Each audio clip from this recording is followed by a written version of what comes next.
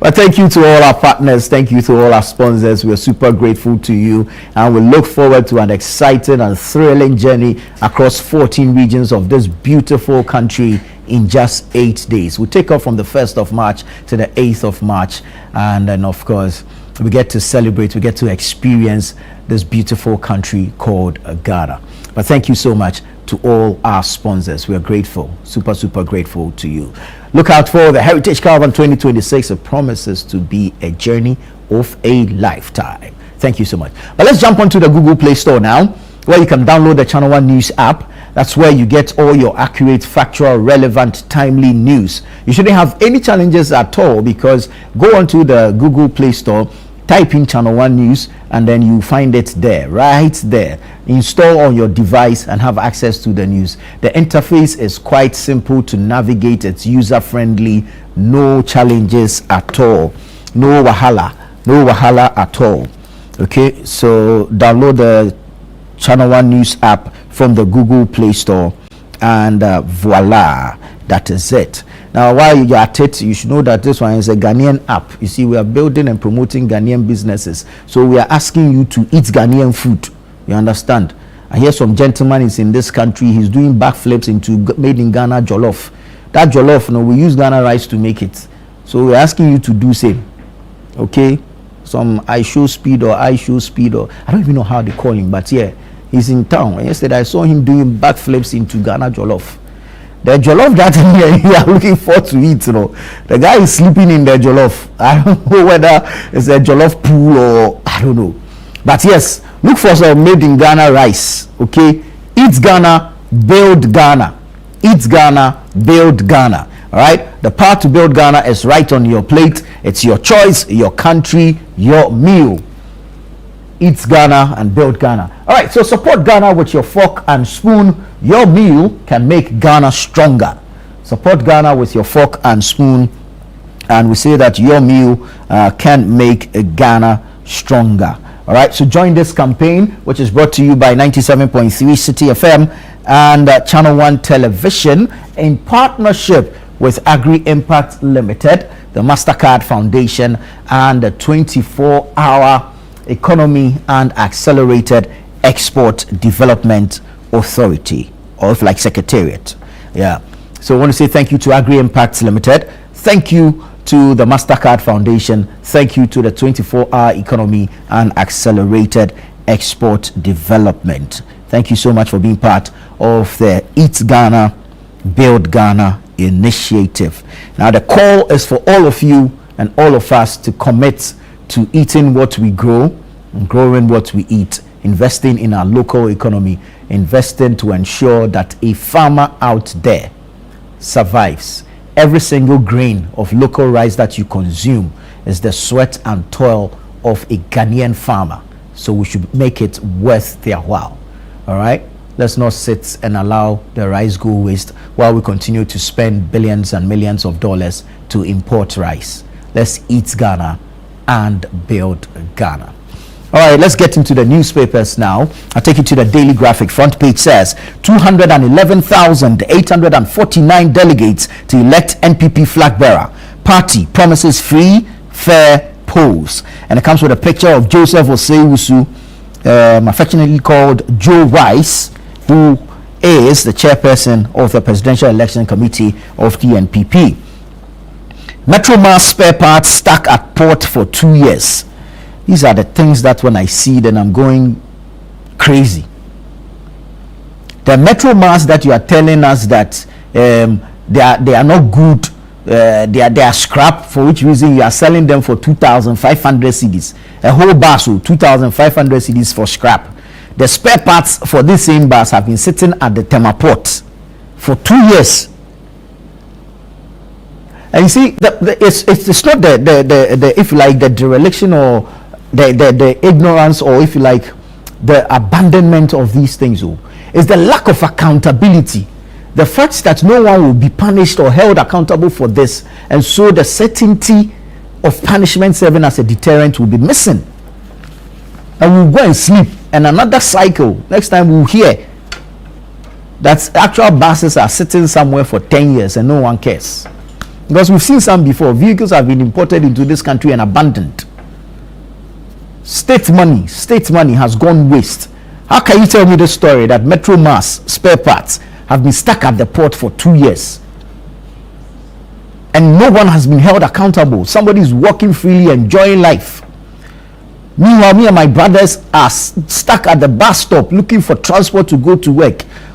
A journey that should take us about 30 minutes is now taking us 2 hours, 2.5 hours, because there are no buses. There's a shortage of buses in the system. And yet spare parts that will be used to fix and maintain Metro Mass buses for you and I to ride to and from work are sitting at the port for 2 years, and yet nobody sees anything wrong with this. People think it's business as usual because this is Ghana. It's not for my father, it's not for me, it's for Abain, so we should leave it like that. It will catch up with all of us. We will all pay one day, and posterity will be there to judge all of us. Let's look at another worrying story. We discussed this yesterday. Road crashes killed 2,949 last year, highest in 35 years. 63,599 die since 1991. This according to the Road Safety Authority. Now, if this does not scare you, then I don't know if you are Terminator or you are Kelalomi or you are who. 2,949 human beings, most of them in their productive ages, died just last year, in 1 year, as a result of road crashes. But je m'en fous. It's business as usual. No one cares. So we'll come and read the statistics again next year, and then we'll move on. No one cares. First Sky Group commissions phase 1 of Yendi solar plant in March. First Sky Group commissions phase 1 Yendi solar plant in March. If you go on the back page, Korle Bu receives medical equipment from Newmont, and then you have steel industry assures government of stable supply and prices. So these are some of the stories that made it to the Daily Graphic newspaper. There are more within, so go grab a copy. I'll bring you the front page of the Ghanaian Times. Tema motorway expansion 35% complete. Contractor implements measures to minimize inconvenience. I know what I want to say but cannot say, so it's okay. Tema motorway expansion 35% complete. Contractor implements measures to minimize inconvenience. Oh, thank you to the contractor. GAF, that's the Ghana Armed Forces, rejects 60% HIV claim in recruitment medical screening. Ghana exports 120 health workers to Antigua. Okay. Will scrutinize government business to entrench constitutional democracy. This is the minority. I hope you watched that press conference yesterday. Make your own deductions from it. WHO expresses regret over US withdrawal from global health body. We know that Trump has done his thing. US has withdrawn from the WHO. When you go on the back page, Nanton District Assembly hands over 450 school decks to GES, and then you have 3 million communities get 412,000 mechanized 412,000 Ghana cedis mechanized boreholes. So 3 communities in Mion in the northern region get 412,000 Ghana cedis mechanized boreholes. All right, so that's the Ghanaian Times newspaper. Daily Guide says NDC flag bearer contest. Nana Jane picks Haruna. Oh, that's according to Afenyo. NDC flag bearer contest. Nana Jane picks Haruna. Interesting times ahead. NPP NDC EC sued over electoral systems. Fix failures in oil palm sector. That's Kwabna Ameni speaking. Daddy Lumba estate case. Kumasi High Court strikes out application. Abu Trika discharged but rearrested. So that's the Daily Guide newspaper. Let's get into the Chronicle. The Chronicle says NDC used anti-gay bill to win power, but they are now running away from it. That's according to Osahene Alexander Afenyo marking the minority leader. IGP Yohunu, the turnaround tiger. Okay. Confidence in economy restored as government raises 12.78 billion cedis at T-bill auction. Akachi North MP supports tertiary students with fees. That's the Chronicle. You have sports stories on the back. Let's bring you the scripture for today. Proverbs 20 verse 25. It is a snare to say rashly, it is holy, and to reflect only after making vows. May the Lord bless the reading of his word. Let's go to the New Republic.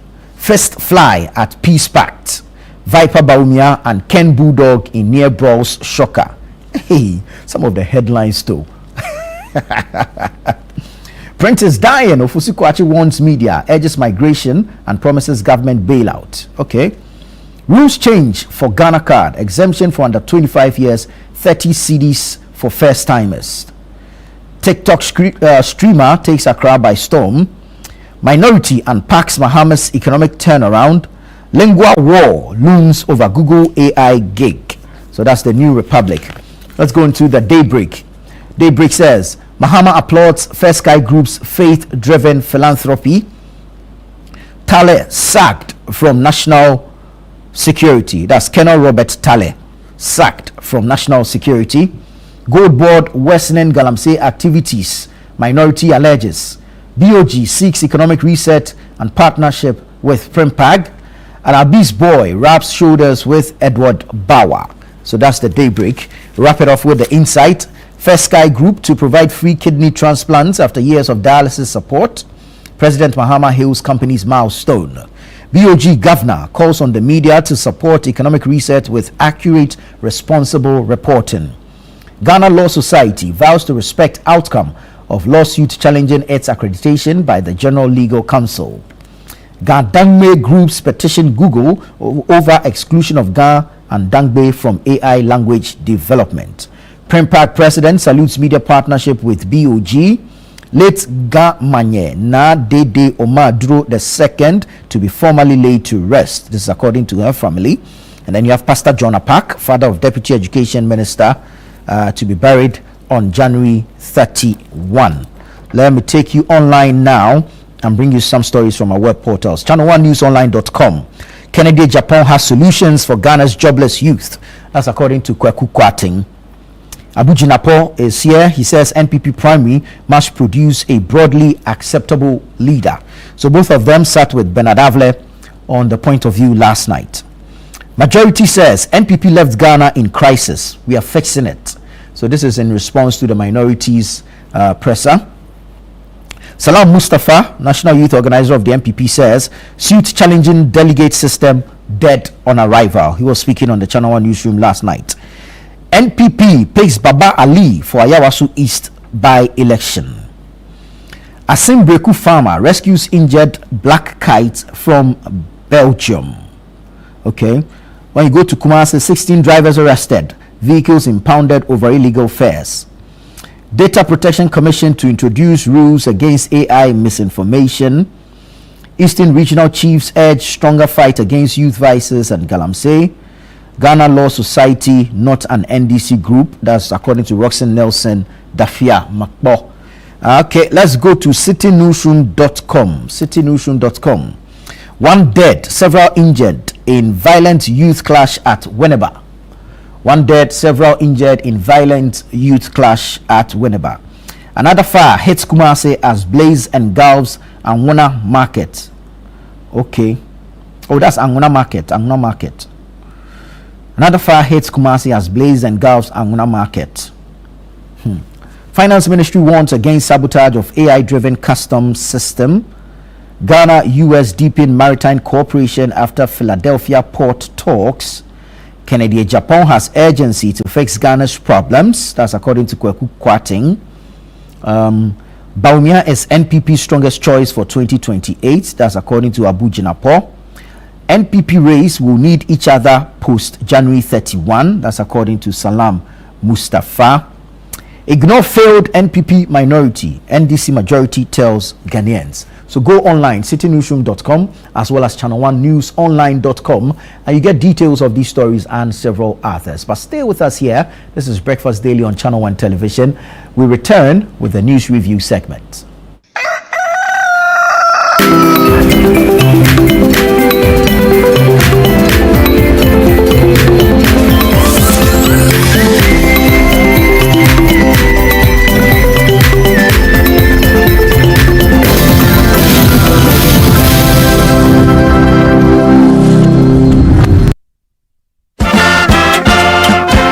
We are gearing up for the trip of a lifetime. Heritage Caravan 2026 from 1st to 8th March 2026, 8 days, 14 regions, one legendary caravan. We're touring Ghana in the most spectacular way on the Heritage Caravan, exploring the beauty, history, and stories that make our nation unique. Rolling out from Greater Accra through Eastern and OT up north to the Northern and Upper East and all the way to the Western region, hitting iconic destinations across Ghana. The Heritage Caravan 2026 will be fun, educative, refreshing, and most of all, remarkable. Stay connected. Follow Channel 1 TV and 97.3 City FM across all social media platforms for updates and join the conversation using the hashtag Heritage Caravan 2026. The Heritage Caravan 2026 is powered by Channel 1 TV with support from City FM, and it's proudly sponsored by Hollard Insurance, Piva Beverages, Omni Basic Bank, Caveman Watches,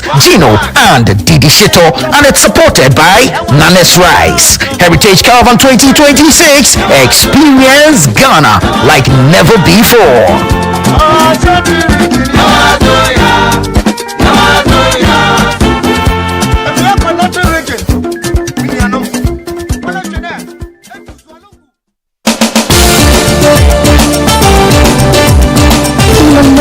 Full of questions, where truth often hides behind noise, one show dares to ask what truly matters face to face. With fearless clarity and quest for accountability, host Marisanda Amadou sits down with the movers and shakers of politics, governance, society, and business, confronting the issues that define our national conversation. Yes, I am Marisanda Amadou. This is Face to Face, and you're welcome. I say very often on the floor of Parliament that when we were in government, we got some things right, we got some things wrong. Are you still planning to go to Parliament, or you want to look at National Party office position? No, I'll be going back to Parliament. There's an unfinished business which I need to do. Sports has 3 legs: development, management, and promotion. Disintegration is extreme. We do not wish that even on your worst enemy. Every Tuesday at 9 p.m., join Marisanda Amadou on Face to Face as he digs deeper, challenges power, and reveals the stories shaping Ghana's future. Only on Channel 1 TV. In a world that praises constant movement, taking a pause feels like failure. Here on Lifeline, we ask, is rest really laziness? Stay with Bishop Fred Kranchi-Mensah to discover why rest is necessary for clarity, strength, and purpose, even as we begin the new year. Hello, my dear friend, and welcome to Lifeline. I am Fred Kranchi-Mensah. This is the place where we help you to live this life well so that you can enhance your faith, your family, and your future. Come unto me, all you that are heavy laden and have weight, and I will give you rest. In the 20th century and after, we only equate productivity and worth to how hard you can work, how fast you can work. We don't even look at smart work. If you are not busy, you are not productive. Remember the Sabbath and keep it holy. The concept of the Sabbath is a concept of rest. Lifeline airs every Tuesday and Thursday at 10 p.m. only on Channel 1 TV.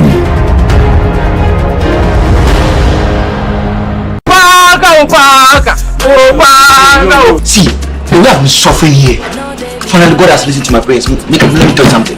This interview I come to do, if you not get me, man, Ayuba already there. At the Vipers Ayuba, I want a nice looking lady. Nice one like Get ready for all the shenanigans, the gossip, the gisting, and the jiving. The typical happenings at a Ghanaian pub, aka Sports. and everything was sauce. Charlie, this one no sauce fishing. Stop! I see the girl I guess now as I bring the truth, some things will happen for the content back there. No, get around. I'm here with these guys trying to prepare a surprise proposal party for you. And you are here chilling with this guy. Don't miss this fun and engaging TV series, Junction 5, on Wednesday at 7:30 p.m. only on Channel 1 TV.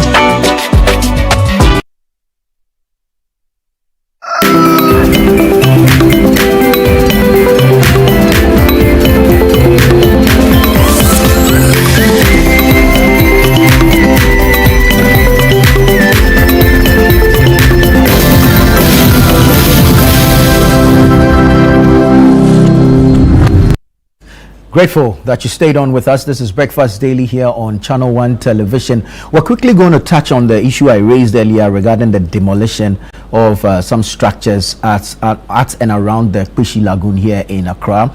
Engineer Mahama is joining us. He's a roads and building consultant. He's joining us via telephone to speak to this particular matter. Engineer, thank you so much for your time this morning. Good morning. Right, it is good to have you. Now, this level of encroachments that we are seeing in and around the city, especially around water bodies, Ramsar sites, how much of a challenge or a danger does it pose to us as a people?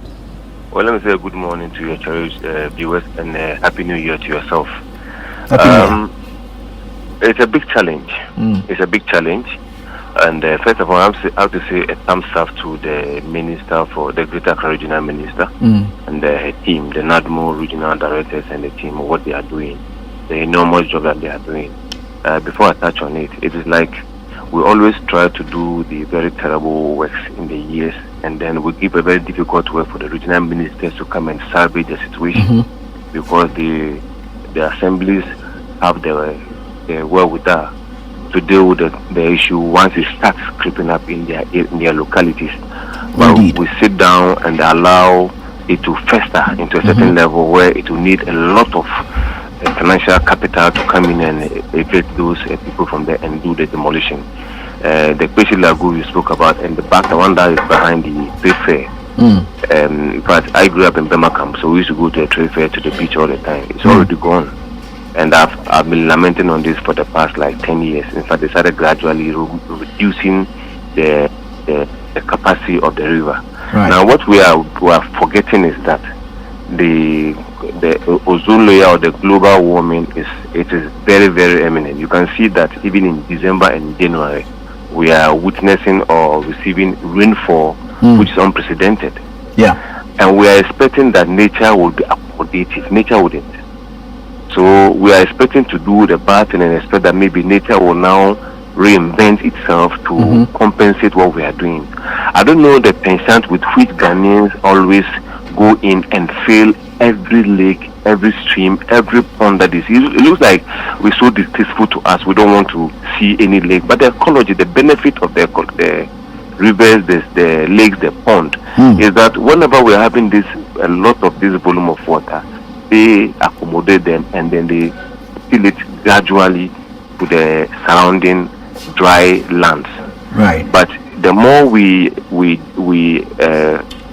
consume these lakes with filling of boulders and laterites, the more we expose ourselves to huge floods that are going to inundate the country. So on this call, I want to applaud the minister, and I have no qualms about whatever is being done with the demolition along any lake, stream or pond.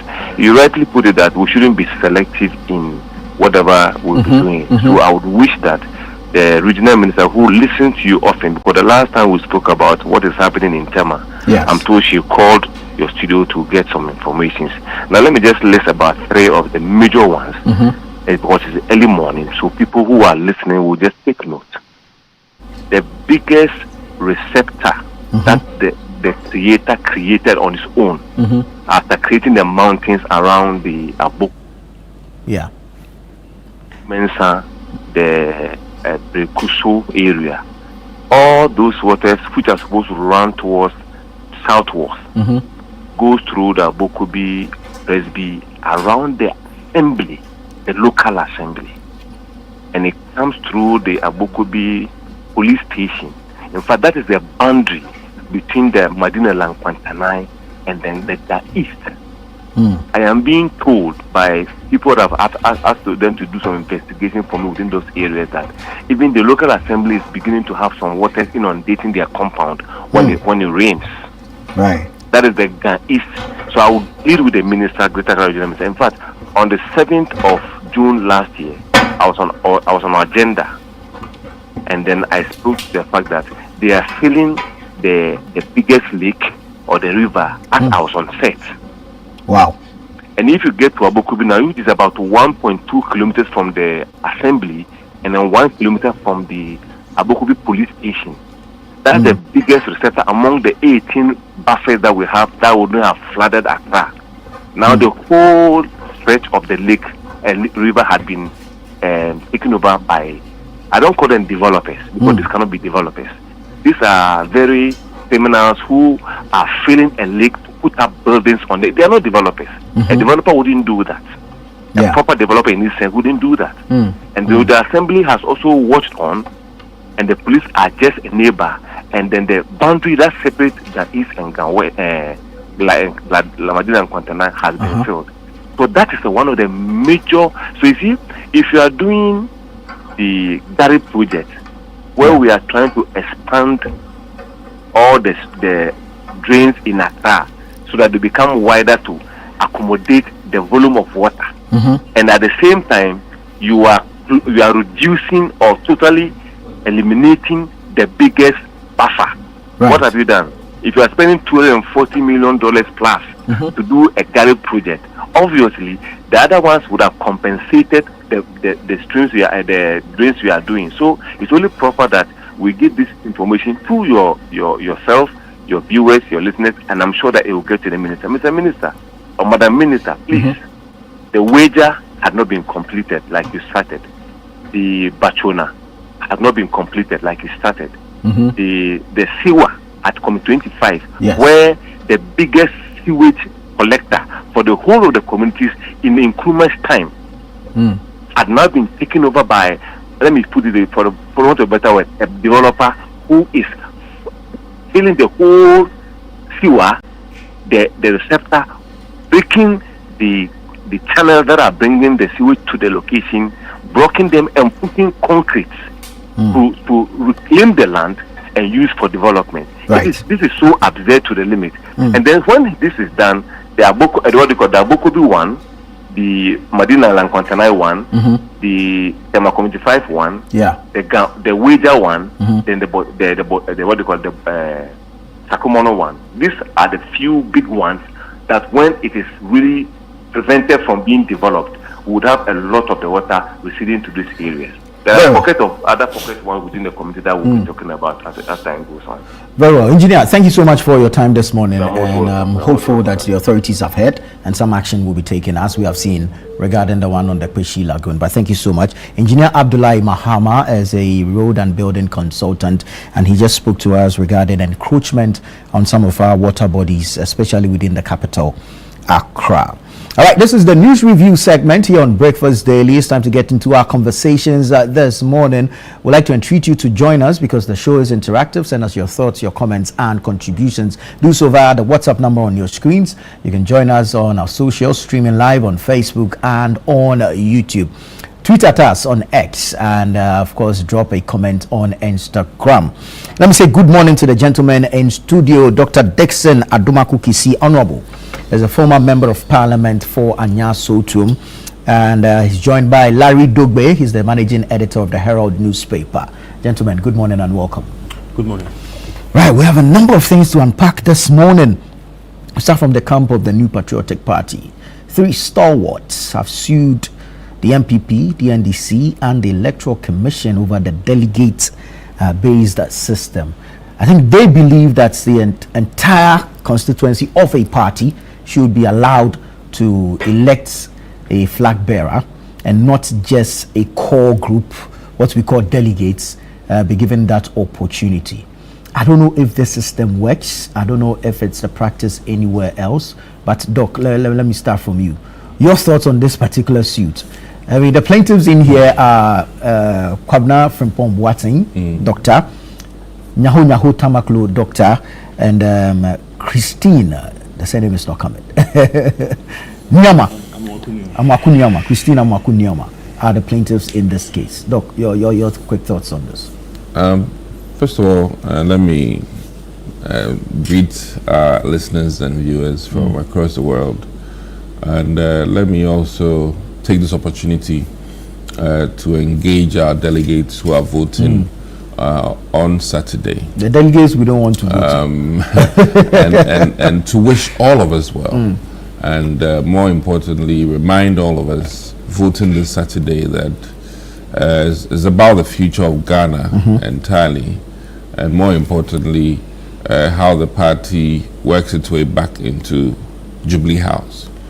And we're hoping that it's going to be done peacefully, and after the loss or win, we all make effort to come together as one party and to put behind us all the internal wranglings. This is my hope. And in concluding with that, I support Dr. Brian Champong largely because I think he can bring some peace and discipline within the party. I was going to ask why you were smiling. and now you know. Now I know. We're in opposition, and resources matter in opposition. And for that matter, I think that he stands tall to help. Now, with regards to selection of a presidential candidate within any party, I think there's no perfect way. There can be one that literally is so perfect.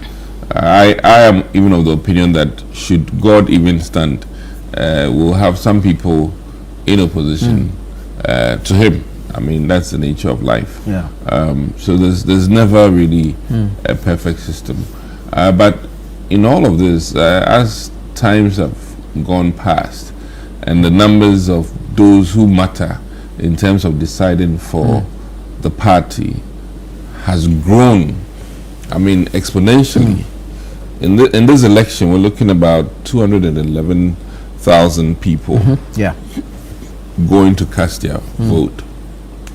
And I think that is quite worrying. Either way, it's either we have too many people or we have too few people choosing our leader. But I think that I stand for rather the people who make that decision, not necessarily even the quantum. Okay, as it's well known, my vote is the same as any other person's vote, and looking at the things that I would give consideration to vote certainly is different from what others would, and I think that maybe that there are two schools of thought. Either we quadruple check the caliber of people that will be selected our leaders, or the quantity of people. The quantity has been tried by, I think, even the NDC before, where all floor members were allowed, and it has its positives and its negatives to the extent that if you're not careful, you may have even more people from the opposition party coming in for your party cards, and they can offset your results. True. They would vote for the worst case candidates to help their party. So these are some of the pros and cons that needs to be looked at. But invariably, I think that the more the better. so that you'd have a wide variety of people taking that decision, as we'll be doing on Saturday. Yeah, because you expanded your electoral college last year. Yes. In 2025, yeah. And I mean, I wasn't necessarily in support. Why not? Because of the weight and the challenge it brings to the party. Let me be very clear here. Should the party call for conference, the cost of venue, of taking care of these people is far in excess of the party's budget. Indeed. But then there are those who argue that it reduces the monetization of the system. If you have a large voter base or electoral college, then not everyone can monetize or influence them with money. We increased our base, and in fact, let me be clear here. Every one of the 3 leading aspirants have already spent more than the last elections. I mean, you know, they started off on what they were given on the final day. I mean, just to be a bit, you know, circumspect here. So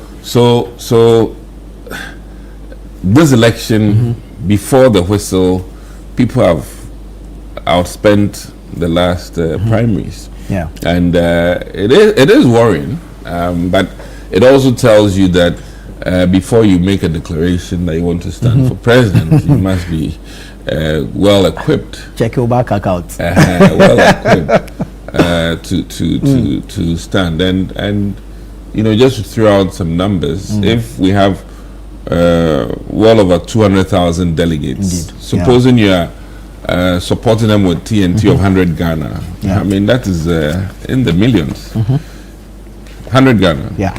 And that is in the millions. So it is quite troubling. And either way, there's also the other option where in some of the British system, those who will qualify, first of all, have to be thoroughly checked. Okay, so you become more stringent on your vetting process, so that you won't have some caliber of people even in being considered. I think that is also another way to go, where in the likes of Singapore, before you qualify, your education, your business acumen, your intellectual capacity is quadruple checked. Your ability, emotional intelligence is quadruple checked. So when they bring 4 people to contest, they've been carefully looked at, and as it is, they are the creme de la creme, so that should the voters even err, they err with some good margin of you know, quality product. But when we leave it as we have right now, for instance, in the parliamentary system, where, forgive me to say, some of the people who made it, I think, shouldn't be allowed anywhere near legislative work. On your side or which side? And both sides. On either side? Both sides. And I talk largely because, I mean, forgive me, if you cannot necessarily grasp or read and write, then what is your business in a place where we're doing policy? The money is firing shots. So. No, I mean, let's you know, the I think the Singaporean system is quite brutal. When you go through the rigor of, you know, what it takes to be in parliament, by the time you go through that, you are refined, or you realize that you are not cut for it. Exactly. You don't have parliamentarians who necessarily cannot contribute anything at even the committee level. You know, when they talk, it's more like they are trying to find out, you know, AF, you know, is quite troubling. Well, I think that even in the other roles, we need some level of quality. Because it all comes down to the quality of the legislative work or the bills that we get. True. And also their understanding of governance to the extent that they can challenge authority if you are empty, can you challenge authority? On what grounds? You are clueless. You just go and sit there and say, no. That, I mean, you feel some of the people in the house now. Not that I feel. It is the situation. They don't cut it. Well, you can see when they stand up and talk. You can clearly realize that they are very empty. When they talk, and sometimes they talk brazenly out of ignorance. Forgive me, but that is the reality we have now. So I think that invariably, one, I'm rather more interested in how we vet and allow people to even stand. That should be, there should be some minimum requirements, and then even more importantly, in other jurisdictions, you go through drug testing and things like that. Okay, to check, if you are an addict. And all kinds of things, which I think, ordinary jobs do it. How about a state job? Very important. If not, we end up with addicts in parliament or an addict as a president, and you can imagine, what that is. So I think they have a point to some extent, but there are pros and cons, and this will be much to do about nothing. Most of the time, the party stands supreme. There's a decision, but I can appreciate the legal aspect of it. They are making a case which will be given consideration. Right. But really, the timing is maybe just because we have primaries on Saturday. But really, I think I'm more interested in how we vet those who stand. More than those who vote. More than necessarily those who vote. So that the vetting process should produce very capable people. Very well. Yeah. Larry, the argument is that we all belong to a party, but not all of us can hold executive positions.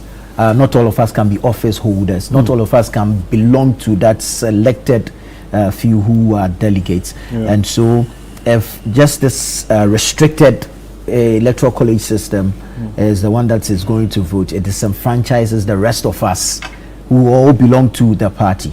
So the call is for all members of the party in good standing to be allowed to select a candidate. Does it have any impact on whether or not a selected or restricted group elects and the rest of us are not in support of whoever is elected? Okay. Good morning to you, and then good morning to our viewers. Good morning.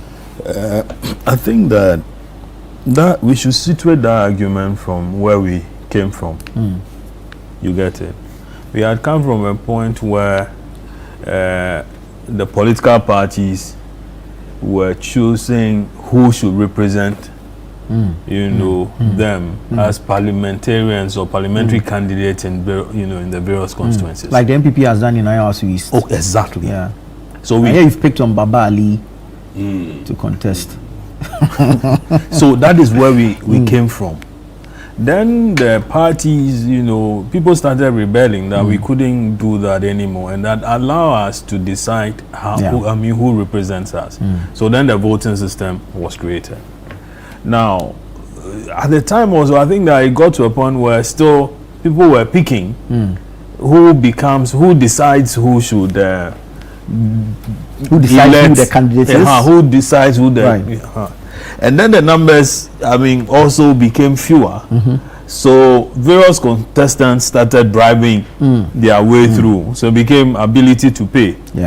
Okay, now that also became an issue to a point where they said, listen, we should now go on who we should elect the delegates, expand the process. So people created the unit system, they created the polling, station executives and so on and so forth. Ward and all that. Yeah. Okay, still there was bribery. Okay, then it got to a point where I said, listen, should allow everybody to vote. And I'm saying this, I mean, to the various, with respect to the various political parties, the bribery wasn't taken out. It was still there. Yeah. What came up was that, okay, then everybody, you know, when you expand it too wide, the money people were paying, you know, there were a lot of people to pay. Yeah. So then candidates couldn't afford. Yeah, then some candidates couldn't afford. Then it came to a point where they had to divide that. Okay, if there are about, let's say, 150, all you need to do is to ensure that you have about 200 or, you know, a little over 150, okay, on your side, and then you can influence them. So days to the election, they go and camp them somewhere, okay. Yeah. And then give them all manner of goodies. Then they, you know, some of them have been made to swear. We've heard those stories before. We've seen events where the voters are sitting somewhere and refusing to go and vote because a particular candidate hasn't come yet. So we have experimented with this whole thing, you know, until till now, and the delegate system, whether expanded or, you know, narrowed, it's something we have subscribed to. Yeah. It's an electoral college we had created, true of us. And now the people down there, they decided that, okay, listen, Tufo is standing. I think Tufo is good to represent, you know, me, to make a good decision, you know, when he gets to that time where we had to elect, you know, who the presidential candidate should be, or who the parliamentarian should be. So we voted for Tufo, we voted for Dixon, we voted for, you know, a certain like Idogwe to go there and then make good choices for us. Okay, then so that is where we had come from. Now, if today we think that we can, some people think that, you know, that shouldn't be the case. It's good they've taken it to court. Yeah, it's good that the court or the you know, the Apex Court will make a decision on that, whether or not it's good or, you know, it's bad vis-a-vis our constitution and then the political parties act and so on and so forth, whether, you know, they are in. Yeah, because that's what I was coming to. The parties have their own constitution. Yes, they do. But then there's the political parties act, and then the 1992 constitution reigns supreme. And so can the court make consequential orders for the parties to amend their constitution? Oh, they can. I mean, if your laws are not, you know, I think if they are not in tandem with what the constitution says, I mean, with regards to like gender, maybe, but not your processes, your internal processes. Okay, I mean, we the party's neck really is the ultimate when it comes to these things. You know, so the argument can also be made that, like he said, I mean, moving political parties, some of these things, deploying logistics is not a joke. Deploying personnel is not a joke. You get it? And having the time and all that to do this thing and do it smoothly is not a joke. So you can sit in the comfort of your home and say that, oh, you know, you should have allowed Asimesi or Benting and Aninianum to go into this election. Okay, and vote. But then, as I said, the place to sleep, the cars to move them, to a point where even during national voting, political parties make buses available. You remember Amewu in Hohe, where suddenly he went and, you know, had access to the STC buses and then transported every Tom, Dick and Harry who comes from Hohe and living in Accra or other places to go to, you know, that constituency and vote. You recall that? Yeah. So, I mean, things go into it, into election. People, you could have people call you, even at, you know, at my level. I get people call me and say that, oh, I want to go and vote in my village, or so can you support me some way, somehow? How about the MPs? You get it. So a lot of things go into that. For which reason they had come out with this system where few people are elected, given, you know, proper briefs. You will know that this is the direction of the constituency. This is how the people want to vote, and so expanding this thing to every Tom, Dick, and Harry might not be good for the political parties. You get it, in terms of resources. True.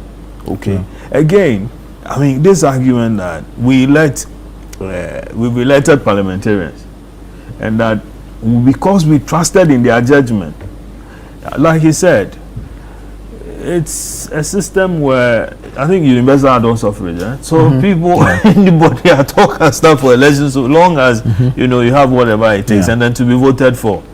Now, after you go to parliament, imagine debates are carried out and so on, and then after the debates, you say that parliament says, "Oh, listen, let's throw the policy back to the people for them to vote on." No, this is the People's Assembly. Yeah. We trusted in their judgment. It could be whack. Okay? It could be whack. Their judgment could be whack because they are not analyzing numbers, they are not considering, experiences, they are not even, they have no idea or, as to what exactly this whole thing is about. And so then they had gone there, debated the issue, and then made a decision that is not in our benefit. E-levy, for instance. And many other policies that we had seen it. What it means is it comes back to the people, and then the people complain, and eventually a certain political party will see through that and say that, listen, we are withdrawing this particular policy. Or we'll see political currency in it. Yes, exactly. So broadening it might not be the solution to our problem. Is that, I mean, are these the critical things that are pressing? What would it take if they don't vote? Even in the US, I think they have the electoral college system, and many other places they do. Okay, so we can test the law. The apex court is allowed to make determination. They could even throw it out. That's the plaintiffs in this matter strike a chord, especially considering recent happenings.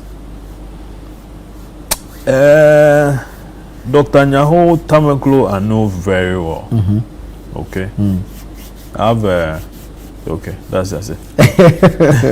So Dr. Nyaho Tamaklo I know very well, and he's a man who is deeply concerned about this country. Deeply. You need to read his book.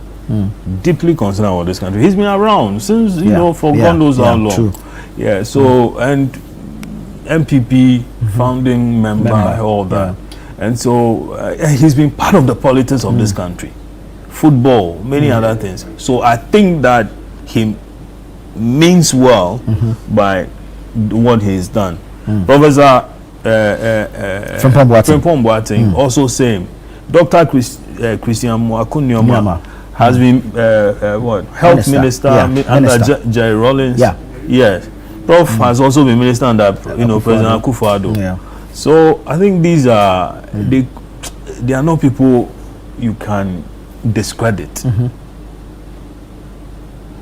Listen, I used to, a friend of mine who is a lawyer used to tell me that this country people are connected at various levels. Okay, either I went to the same school, or we support the same football team, or we are married from the same family. And even you, the Ashantis, even make it so nice where you are from the same stock, mother, father, same, but you have different names and so on. Okay, but that you're able to hide your identity through all that.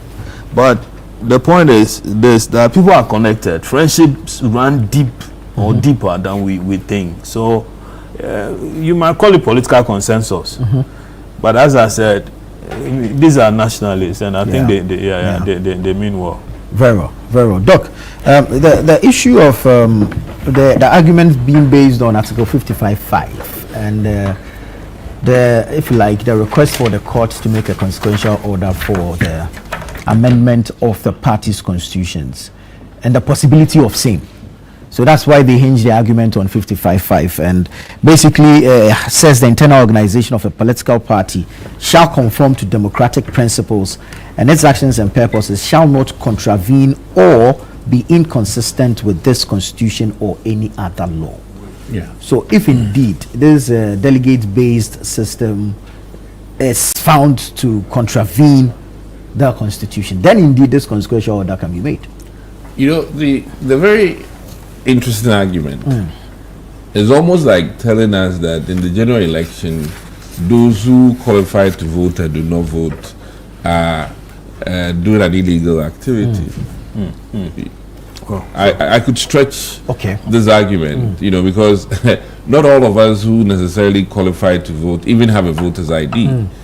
You know, it is as it stands.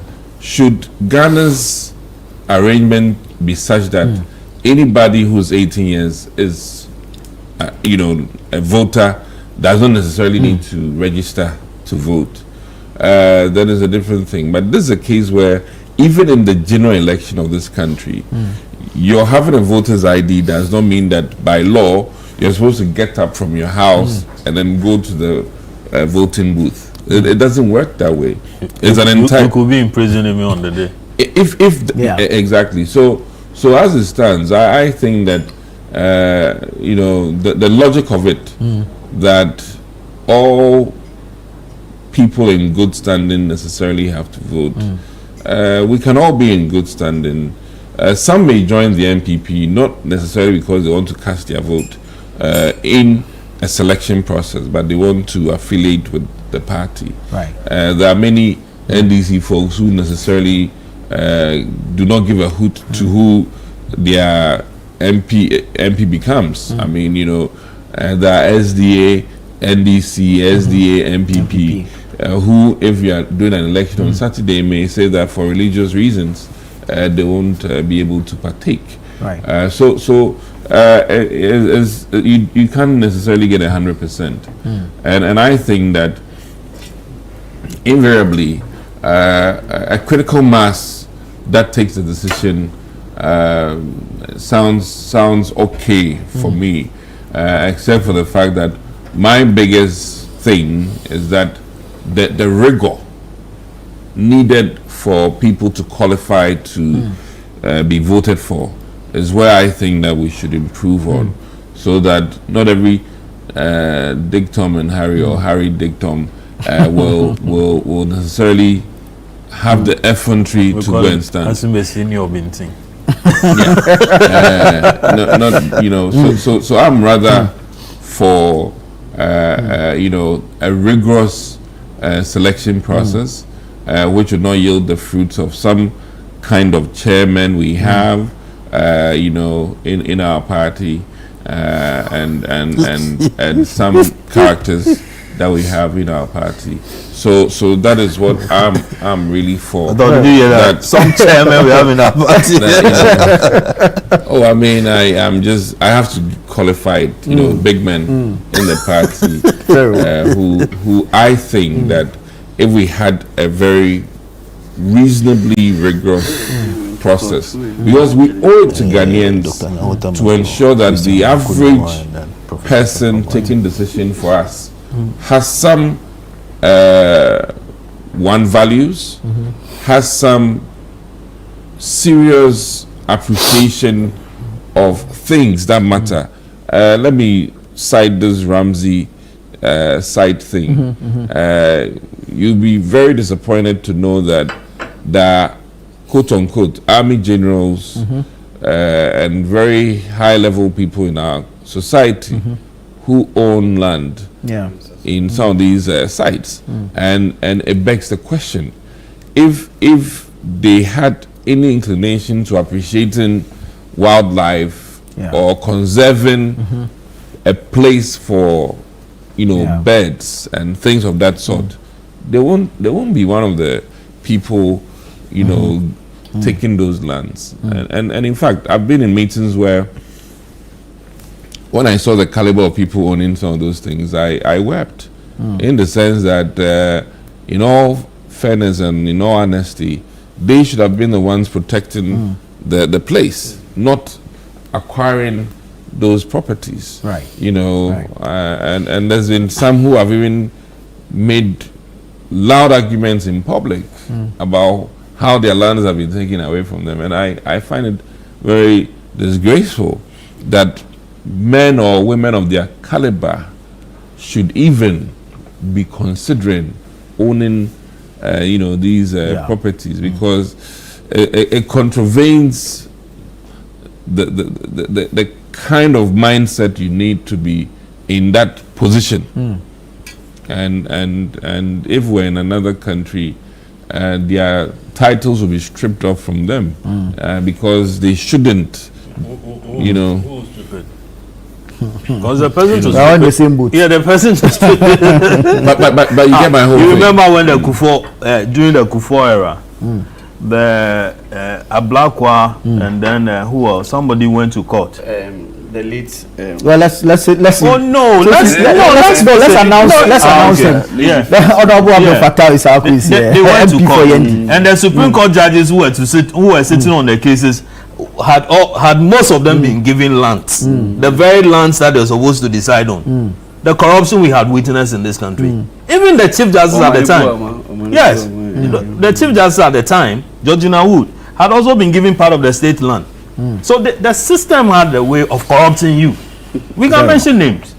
Well, Honorable Abdul Fattah, my welcome. point. Yes, thank you. Welcome, Thank you. and let's speak your thoughts on this matter of a suit challenging the delegate-based system of political parties.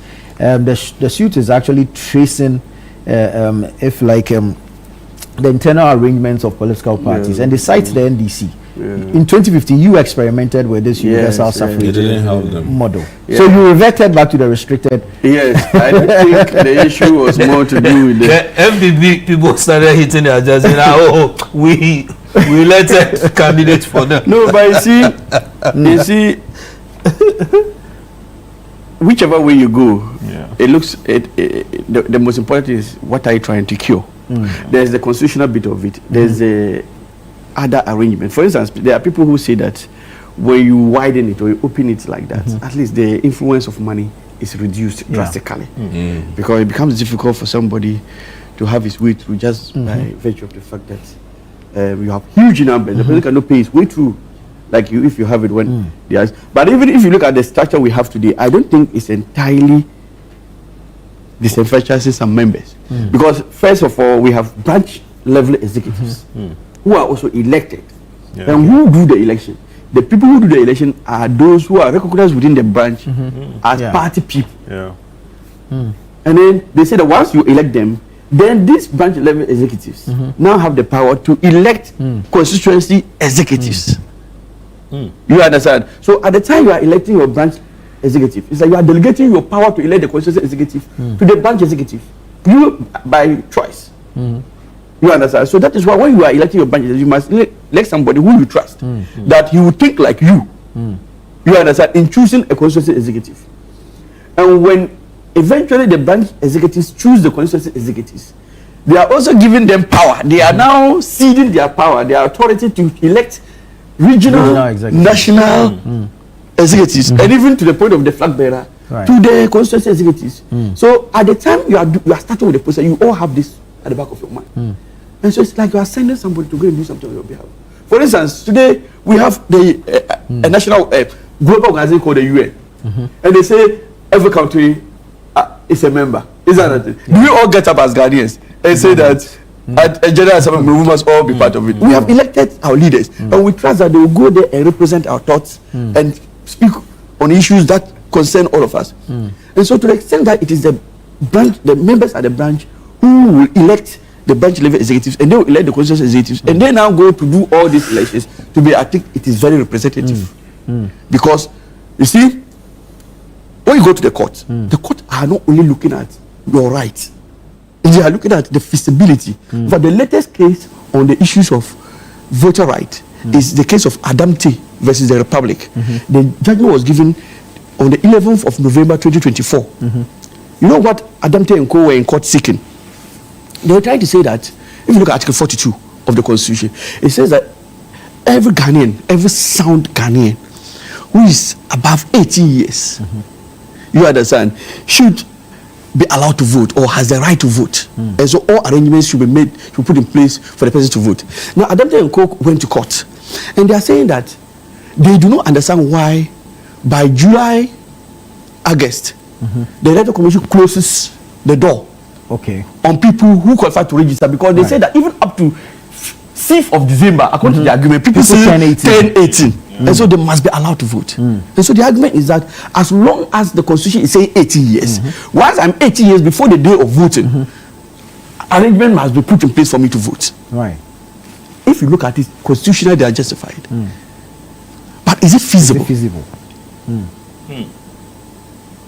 Meaning you have to be manning down. You understand? So the Supreme Court went into this and he came to the conclusion that no, you see, anytime we do registration of voters, we have what we call exhibition. We have what we call clean-up exercises. You come there and you have duplications, and people come and challenge. There are challenges to registration. Don't you have challenges? Yeah. So assuming you do, you say somebody who turned 18 on the 6th of December, and the election is the first day. How do you even compile a register? In fact, there's even the process of compiling a register, which is part of our electoral calendar. What time are you given to the EC to compile his register? Submit same to the parties. Exhibit the register. People challenge it, and hearings are conducted. In fact, in the last registration exercise we had in our constituency, I sat through some of the challenges. A lot of people were challenged as to the veracity of the information they provided regarding their qualification to vote, their age and other things. All these things, they need time. And so it will be totally impossible for you to expect the EC, even though the law says this, for you to expect the EC to live by the demands of the plaintiffs. And so the court came to the conclusion that no, they cannot put that burden on the EC. It is just, otherwise it will run our electoral system into chaos. You understand? And so when you come to this, this position is actually partially, I would say fully, it's partially in the Constitutional Review Report. Oh, okay. Yes. So the Prempeh report is saying that per Article 55 of the Constitution, they are saying that we should all political parties, and I will be happy, but that position is what I also subscribe to. They are saying that all political parties must open their internal electoral processes to all registered members. But they have a caveat there. Okay. Even that, they are also being mindful. They are saying that they have, but the power should be left to the political parties to determine what period, what the cut.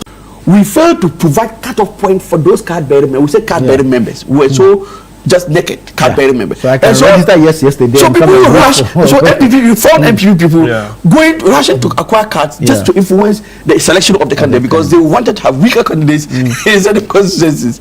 But you see, you can give that power. So Prempeh's committee is saying that allow the political parties, allow them to use card-bearing members. It should be wide open, but they can set the timeline, the cut-off point. So they can say that you should have been a card-bearing member for the past 5 years. For the past 4, that one is left to the internal structures of the party. That way, you are still giving some power to the party to control it. You understand? And so I don't see, they are not totally off. But at this point, they are far late in coming. Their rate is far late in coming, and I do not see how the court would ever give them a hearing. You understand? Because as long as the respondents will go to court and bring out these things as started by saying that the branch executive will elect, constituency executive they will elect, they are all by will, you are given powers to the people to represent you. And so as long as that is the process, they started from there, then there's no way you can tell me that Article 55 was so fully complied with. And so I do not agree with that. I am rather pushing for us to amend our constitution when we come to the broader constitutional amendment that we are currently embarking upon. When we come to that, I subscribe to the position that we should open the election even of parliamentary candidates and all those to card-bearing members, but political parties should be given the power to determine the cut-off point for which card-bearing member can take part. That way we are broadening the process, and the influence of money is crazy. Now it's not so much about what you have done for the people. But sometimes the fate is determined on the last day. That is why people will now hold. Look, wait, this the night before or 2 nights before the election, you see this. You will see this. A lot of changes would have come along that period. I'm curious what he's saying. You have no idea. You are even a senior in this game. You are a senior to be in this game. You would see what would happen in the last days. You understand? And these are things we have to. But if the person sees that, Charlie, I have over 800,000 people on this last day, 1 million people, 2 million people, you don't even dare think of what you're going to give to them because you will succeed. You understand? But last time, after your primary, in 2023, I was in Ashama, I was my practice. I was practicing in Ashama, more Ashama in Atema. Do you know that the police there were cases in court but they were almost in court. But as a lawyer, I was privy to some of it. That people were hoarding some of the monies that had been given by the presidential candidates to distribute. And the TVs. And a lot of the things. So they took some of these matters to court. Actually, court. We did some of these things. You understand? And so the influence of money, as for me, whatever we can do to address this issue of money influence in our democracy, in our Monocracy. We can do it, but we should also be careful not to do it in a way that also undermines the very system that we are trying to protect. Give us some legal education. This consequential order that they are seeking to direct the parties to amend their constitution, is it tenable? Yeah, it's very tenable. That one is for the Supreme Court. What power do they have? I mean, there's some decisions that a party cannot take. For instance, disenfranchising women. Okay. I mean, there are some very cardinal things. Let me even bring him home. Now, when we lost power in 2000, there was this matter in court. I think we call it the NDC and the Republic. There was this challenge as to whether, as an internal party, as a party, we had the power to use our resources, our money the way we liked, or there was a need to account like a public organization. Okay. The Supreme Court came in, even though it's an internal party matter. The Supreme Court intervened and said that political parties are representing the public, and so you are supposed to carry your affairs as though you are a public organization. You understand? And so resources given to you can be accounted for. Must be accounted. Or must be accounted for. You understand? And so it's something political parties are aware of. That is why the EC can today ask you, political parties, to come and account for how you raise your resources in the last election. You understand? And so for those orders here, they are within the power. So just that I don't see how the court will come in, or why even the court will even intervene in this regard, but they have the powers too. You understand? But they need to be convinced that this is the best way out before they can even go in to making such consequential orders. But I don't foresee that coming. Very well. Let me take. Okay, sure. Can I make this point? I think that for me, this even shouldn't be what we should be looking at. Okay, we should be our democracy. People are raising issues with the democracy that we are practicing. That is it delivering, or we only queue to vote, and then at the end of the day, a party or a party is voted, another party succeeds, and then then the other one continues. And then but then the people get poorer and poorer. And so this in recent times you are hearing argument that listen, it should not be democracy by the people for the people, but then it should be by capable hands. Okay. That competence, you are adding value, you are running the country effectively. That brings benefits to the people.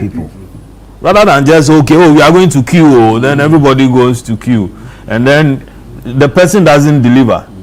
Or despite all the promises and so on that he gave.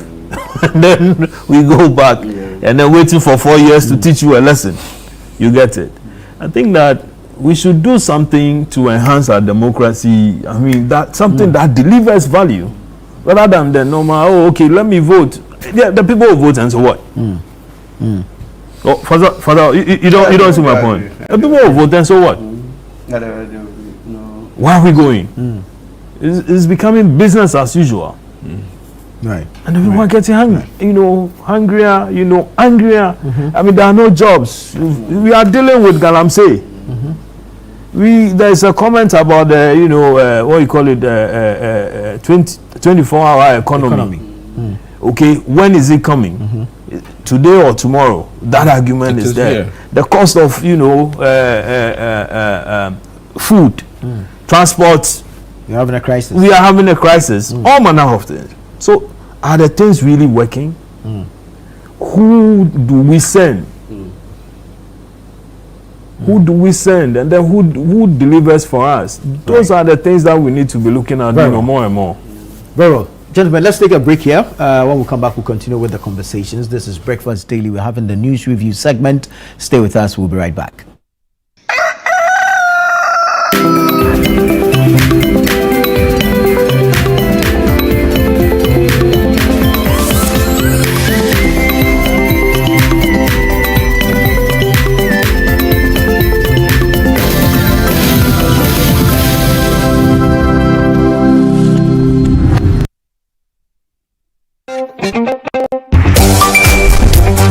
Another payment through Stanbic. Smooth as always. Imagine making or collecting all payments without leaving your chair. Sounds like magic, right? Nah, it's Stanbic Pay. Darling, can you please help with the bills, especially at your school fees? From school fees to utilities, the government and statutory payments to investments, insurance payments, Hajj payments, and more. Mommy, my fees has been paid. Just log on to Stanbic Pay and you're set for life.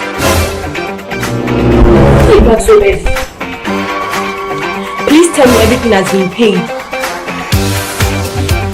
No Stanbic account, no queues, no stress, no last-minute panic. Cherish your time and live happier in safety and convenience.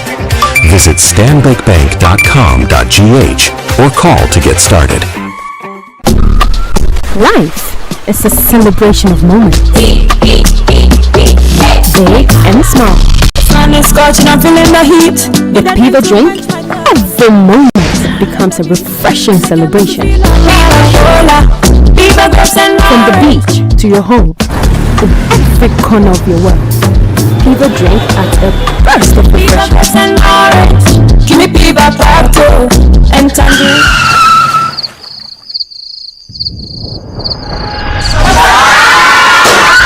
Celebrate every moment with Piva Drink. Refreshment for every occasion. Piva Drink, a taste you will love. Piva. This advert is FDA approved. Welcome to The Point of View. This is your favorite current affairs show here on Channel 1 Television. On The Point of View, we pick the right topics, get the right guests, and ask them relevant questions on issues that matter to you. With the complexities of the issues happening around us on a daily basis, it's the hard-hitting conversations and the probing questions of The Point of View. So what is the Public Account Committee's job? So what we do is to scrutinize, clarify, and find out why certain infractions have been made. What do these IMF programs try to do? The current program is for budget support. Okay. There are no projects attached. That teases apart the twisted entanglements of politics and governance, as well as religious and social discourse. The Point of View brings you the policymakers and duty bearers and drills down to the very bottom of issues. What authority do you have? The Point of View airs every Monday and Wednesday at 9 p.m. only on Channel 1 TV.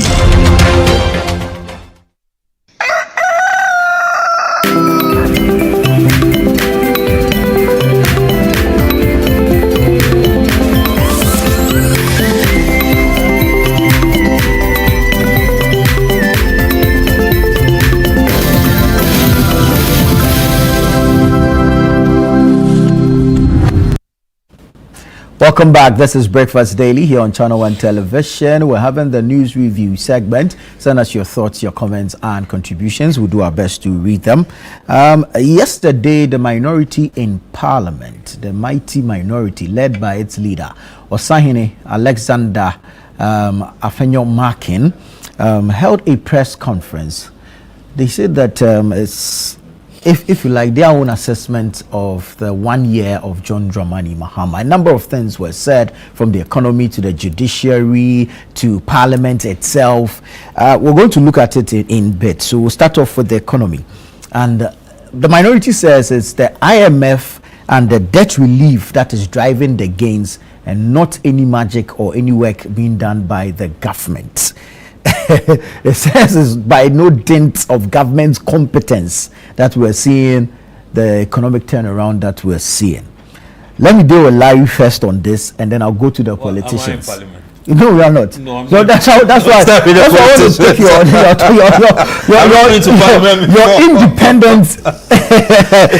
independent position on what the minority is saying. When you look at how things are going, is it the IMF that's the previous administration sent us to, and of course the debt relief that they worked, that is bringing the gains? Or do you see that indeed Ato is forcing? Thank you. I tried accessing a copy of the speech, but I couldn't. Oh, you had it? Okay, sorry. But then I watched. But why do you have a copy of the minority speech? You see the more reason why I have to be good. You are punching holes in it. We read it since yesterday. But I watched, some videos on it, and I thought that it looks to me that first of all, it was hurriedly organized. Really? They advertised since last week. Oh, since last week. Oh, okay. I also knew that. They advertised since last week. Yeah, they advertised since last week.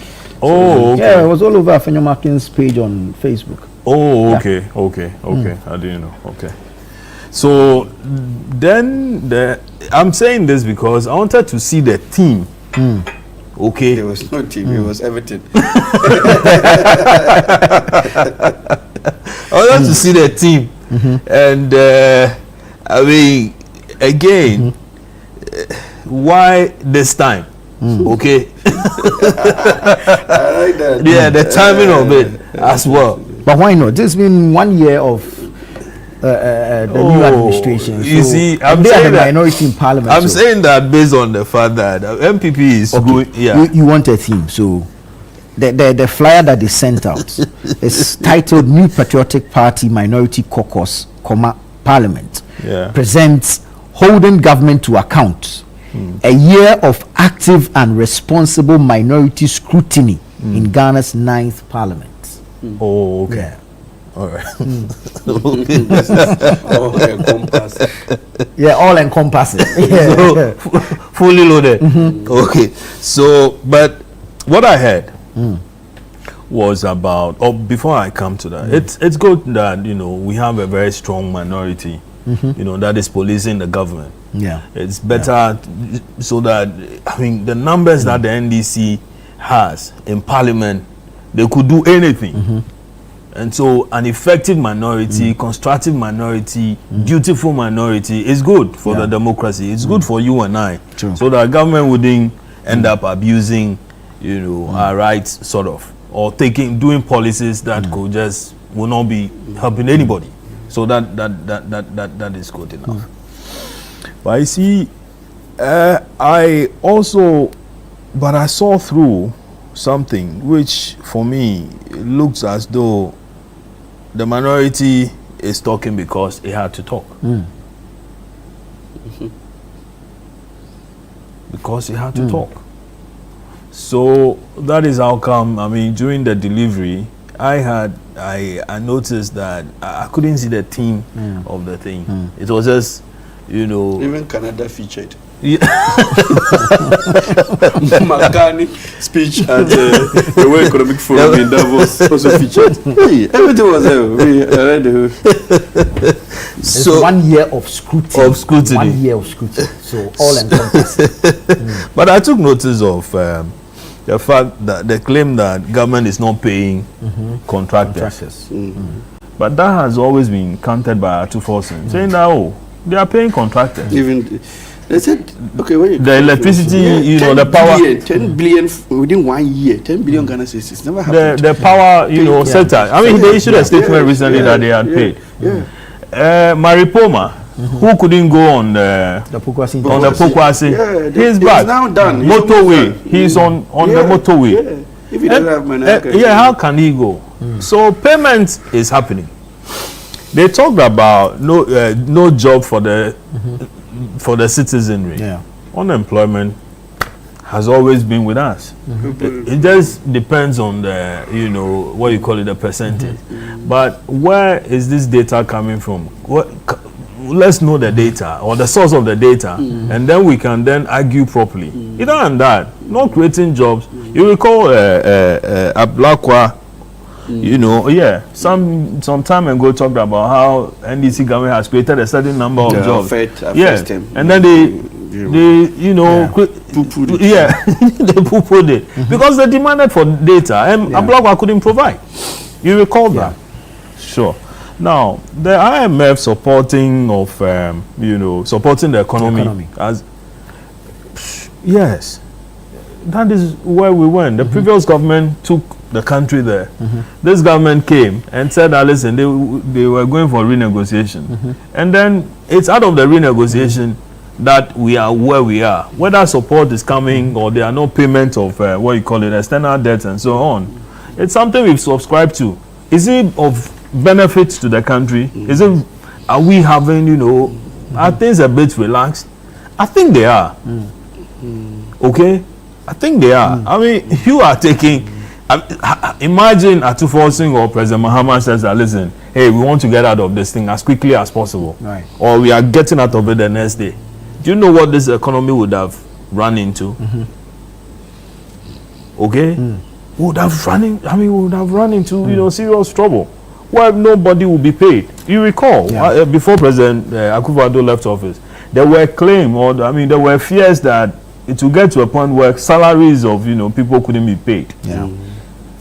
Adilai? The power situation was bad. Dumso was looking at us. You get it. So, I mean, you inherit good, both the good and then the bad, and then the ugly as well, in addition. So if you took the party, the government before took the, you know, to the country to the IMF, and then this thing is coming, I mean, the system has been cushioned a bit. I mean, I don't think there's anything wrong with that. They're asking for some small credits. Give them small credits. They talk about inflation, and that inflation, as the 2024 was around, was in the double digits, but presently it's in the single digit, 4.5. They are talking, and they, like you said, listen, creditors also with something. Well, I mean, that's a political debate they will have to subject themselves to. I mean, debt to GDP ratio and all those things.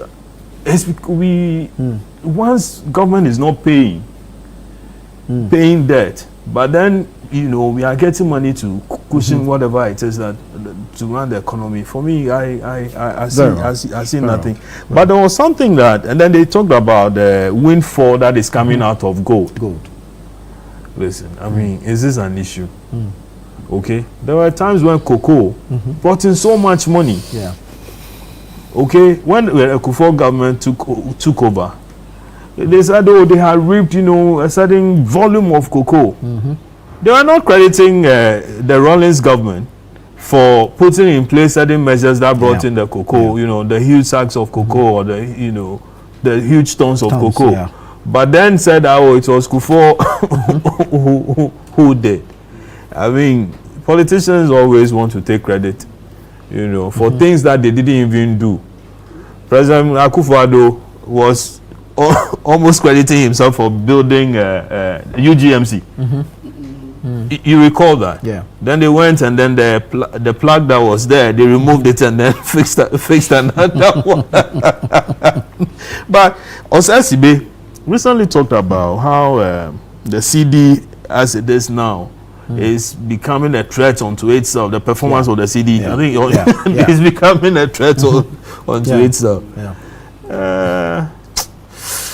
Petrol price has been reduced. People can even afford. A while ago, we were discussing how traffic, you know, has taken over all the place. Maybe because people can now afford, you know, petrol, and then everybody is moving his or her car and so on. There's something going on. We should credit ourselves. I mean, one way or the other. We should share the credit. We should share the credit. Because the process began from somewhere. I mean, so no problem. If that is what's going to. Very well. Let's now hear from the politicians. Honorable Fatal, you are in the house, so I mean, I've read a statement from your side which basically says that the minority should get out. They're a failed group. It was signed by your leader. You see, we have been on recess for almost a month now, or over a month now. Are you going to say they are bored? Why are you taking the win out of myself? The minority leader, a man I revere so much, has not had the opportunity to speak for a long time. I think the last time I heard from him was at the Peace Pact signing event at the, I think, Alisa Hotel, when the presidential aspirants met, MPP aspirants met. And he has not been, you know, he's one person who loves to talk. So no wonder people like Larry Oko are struggling to find a team for that celebration, because even the team you read the whole thing, you don't know what he was talking about. He went everywhere.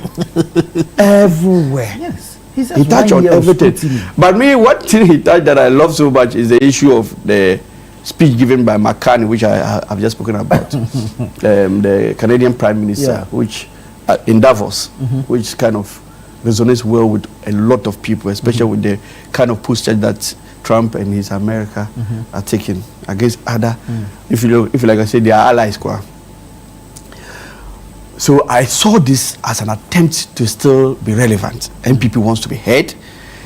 And you see, it's not everything that you must talk about. It's not, sometimes you have a better reputation keeping quiet than trying to talk about, because there was something I saw on social media that the more MPP are trying to discredit this current government, the more they are annoying Ghanaians.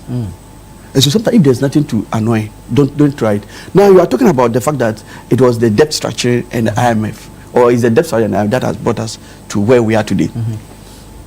Now, if you speak to MPPs today, even Okojo Ponko, even as recently as the gold board issue, he spoke about the fact that the issue of the losses. Yes, when he was making his analysis, he spoke about the fact that if you look at it historically, all governments in their first year do well. You understand? And even the second year they do well. It is when they are getting to the end of their term that, and so they all do well. He's not saying that something is making them do well. He said they all do well. It means that there's something they are getting right. Now, look at the MPP. And he was making reference to 2017, how they were doing very well in 2017, 2018. Now, do you know that when MPP came to power in January 2017, they inherited an IMF program from the NDC. Today, they are talking to us. They are telling us how they did so well in 2017. They are not making reference to the fact that it was the IMF program. You understand? That is not the case. You see, IMF or debt structure does not cure scandals. What Ghanaians can tell today, it is not because we are in IMF. We were in IMF. They inherited IMF, and within 11 days of the administration, we had the first scandal. 11 days. The bust scandal. The contaminated fuel. On the incident happened on the 18th of January 2017. Nanado and his government, Nanado was sworn in on the 7th of January, 18th of January, 11 days after. We had people at bus. You can't even justify it. They took petrol and diesel deliberately, because you can't tell me this was by accident. Now that they were telling us it was they took petrol and diesel 5 million liters. We're not talking about 1 liter or 10 liters or 100. 5 million liters. They mix them together and they call it contaminated. That is now contaminated. It was a mistake. That was a mistake. And now that because it has been contaminated, it can't be allowed to come to the market, so they have to sell it. This was 11 days into power, 5 million liters. Now they took that, worst of it all. When you came, you met players, that's OMCs, oil marketing companies in the industry. They took this and they sold it to Zoop Oil and Moving Pina, who were not even licensed to deal in such products. This was at the very early stage. In fact, 11 days in power, less than 2 weeks in power. Today, 12 months. After 12 months of His Excellency John Dramani Mahama administration, Ghanaians cannot even talk about a single scandal. So is it because of IMF that we don't have scandals? Or is it because of debt structure that we don't have scandals? You see, I am happy if it is only MPP that is passing this verdict on the performance of the government. Because look, the entire country is fully satisfied. We have even recently, was it which people did the latest survey? Almost every survey that is being done on where the country is headed. IEA did the very recent survey. They are all saying that majority of Ghanaians think the country is governed well. Yeah. And look, one thing that people don't understand is, you see, when it comes to the performance of government appointees, it is more to do with the leader. Your mama has made every appointee to know that, look, the very moment you bring me a scandal, I am showing you the exit and I'll hand you over to the security agencies to prosecute. We cannot say so, or we could not have said so under NPP. Under NPP, you were the president was the first to even clear you before you were even put before any investigative authority. And so today, I always say today, when you find people like Ken Ofori-Atta and co not willing to present themselves for accountability, it is not because of what they themselves think. It is because their leader at the time made them feel like they are not accountable to Ghanaians, and that they could do everything they wished and then still walk away.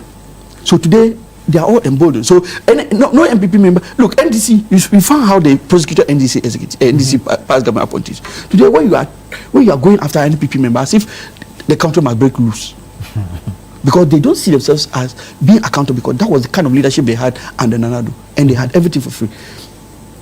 When you look at the current projections, if you say it is the IMF themselves. If you look at their projections, when you go to their website and check their reviews, they are saying that the current economic indicators we are having today, they were projecting that will get them in 2028. Okay. So how the country managed to even achieve this is mind-blowing. President says it's the grace of God. Yes, yes, that is John Mahama for you. That is His Excellency JM for you. He had to be so to the will of God. Because look, I have even projected that by the debt structure, we are projecting to make savings of $7.1 million US by 2028. 7.1 billion US dollars by 2028. That was IMF projection. Just by the bringing on board of Gold Board, we made 10 billion in excess of 7.1. 10 billion in 1 year. We're supposed to make this 7.1. You say the establishment of the Gold Board as a regulator and an operator is encouraging Ghana. Yeah, it's also part of the I saw it in the DC. But you see, the ordinary Guardian, he is not so minded about whether somebody is a regulator or an operator. But we are minded about the how is Gold Board doesn't go. So let me you see, if you ask them, if you put them to the details. Same people, I'm coming on. The same people who talked about the benefit of Gold Board, and condemn it, then turn around and say, "Oh, they brought it. Oh, this is an idea that they had took, and so you only inherited it." They implemented it differently. So it could be the idea. But where are they going to get the gold? Where are they going to get the gold from? Perhaps they would have done the traceability. No, in any case, let me even tell you. In any case, part of the clause. How is Gold Board an operator? Clause. How is Gold Board Gold Board is a regulator? How is it an operator? It is saying that we will regulate you. We will give you license as tier 1, tier 2, and other license operators. You are the aggregators, self-financing aggregator. Those there are 4 categories. We'll give you license. You go in and but Gold Board doesn't go onto the field to buy gold. And so how is it also an operator? Very well, very well. I need to touch briefly on the judiciary bits and the CJ. I felt the description of the CJ as it was the lowest point of his submission. I wish I had gotten time to speak about these economic issues. But just touch briefly on it was the lowest point of his submission to the end. He said they, the minority, are boycotting. The CJ is on a thank you talk. Yes, and he was supposed to meet the leadership of Parliament yesterday. Parliament, yes, and they said they are boycotting it. And you know their reason. When I even heard the reason, I laughed. When I heard him speak about it, you know their reason. Their reason was that when they were trying to criticize him, the country and everybody came at them. That is his offense. How is that attributable to the man himself? People are saying that the man is clean of the things you are accusing him of, and so they come to talk. You get up in Parliament, on the floor of Parliament, to say these things, and then the majority gets up and they defend him, and you think it is the fault of the man that you are not allowed to criticize him. You are not allowed to attack him the way you wanted to attack. And so he used to him to you. He even said something that he got it cheap. I can't remember the exact phrase he used, but he got his appointment in a very cheap manner. And I asked myself, what process did we use, or did we go through to appoint Paul Bafoboni that we didn't go through when we appointed the other chief justices? We use the same process. In fact, no chief justice has been appointed as far as our fourth without going through the same process. It's the same process that have been used. And if you say he got it cheap, I don't understand that description that he used. And you see, you have everybody. And look, when you went to the Supreme Court on this issue of Mandai, you were crying everywhere. That when you came out from the Supreme Court premises on the president, you were smiling and you were talking big. And you are talking about rule of law. That is what we mean by resetting Ghana. The fact that we change Tokono doesn't mean anybody is going to interfere with the justice delivery system. We will have it. JM has said that we are resetting the country. We will allow the systems to operate the way they should operate. If you are happy today you are talking about somebody who under his leadership you got what you wanted when you came for the Mandai relief, at least on that day. Orawukizi, your thoughts? Minorities 1 year scrutiny holding government to account. You have started with him. Well, no, it's their statement, so he will put the whether you like it or not. Opposition is opposition, and in all things you'd face some opposition. Now, the minority is not here to give sugarcoating words to the NDC, and I think that His Excellency John Dramani Mahama should give a listening ear to the minority. We are largely going to be that voice that he would not have in his party. And I would reiterate that we are an avenue for his party folks to tell us what they are also disgruntled about.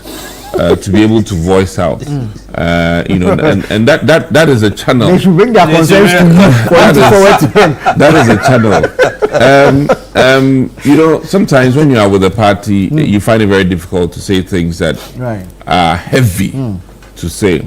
About 80 of you said what you wanted to say, and still nothing happened. Well, we took the hard way, and we saw the brunt of the decision. What does the Bible say? Come on to me, a heavy lady. All you are weary and heavy lady. So in all of this, some things ring a bell, which I think that are very important. Admittedly, the process of changing the CJ has its questions. But I'm also of the opinion that once the person assumes the office, it's important that we afford the person the rights and privileges of the office, even if we did not necessarily agree to the process. So that is one thing.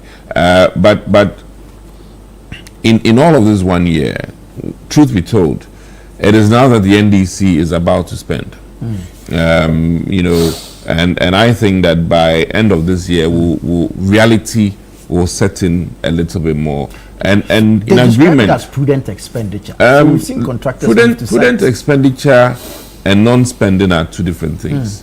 When you start spending, then you can be prudent. But when you're not spending, then that one you are not spending at all. So I really think that let's be mindful, and whether the NDC likes it or not, this year will be a truer test. But Dixon, statutory payments are being done. Listen. I beg to differ in the sense that we are here. Nurses are owed 11 months. Is that not statutory payments? No. Listen, I'm making an argument based on what he is saying, that statutory payments. So can I talk? So you think expenditure, but with especially on the 11 months, does it? So allow me. So my key point, unless you are telling me that this year the NDC will not be spending just as they didn't spend much last year. We have always been spending. So my key point is that what I'm expecting, one, the government has now appointed municipal chief executives. Local assemblies will be doing projects here and there. There'll be some school buildings, some renovations, capital expenditure, and all kinds of things. This 24-hour secretariat is now even taken off. As to where and how it will impact Metro Mass, we don't know.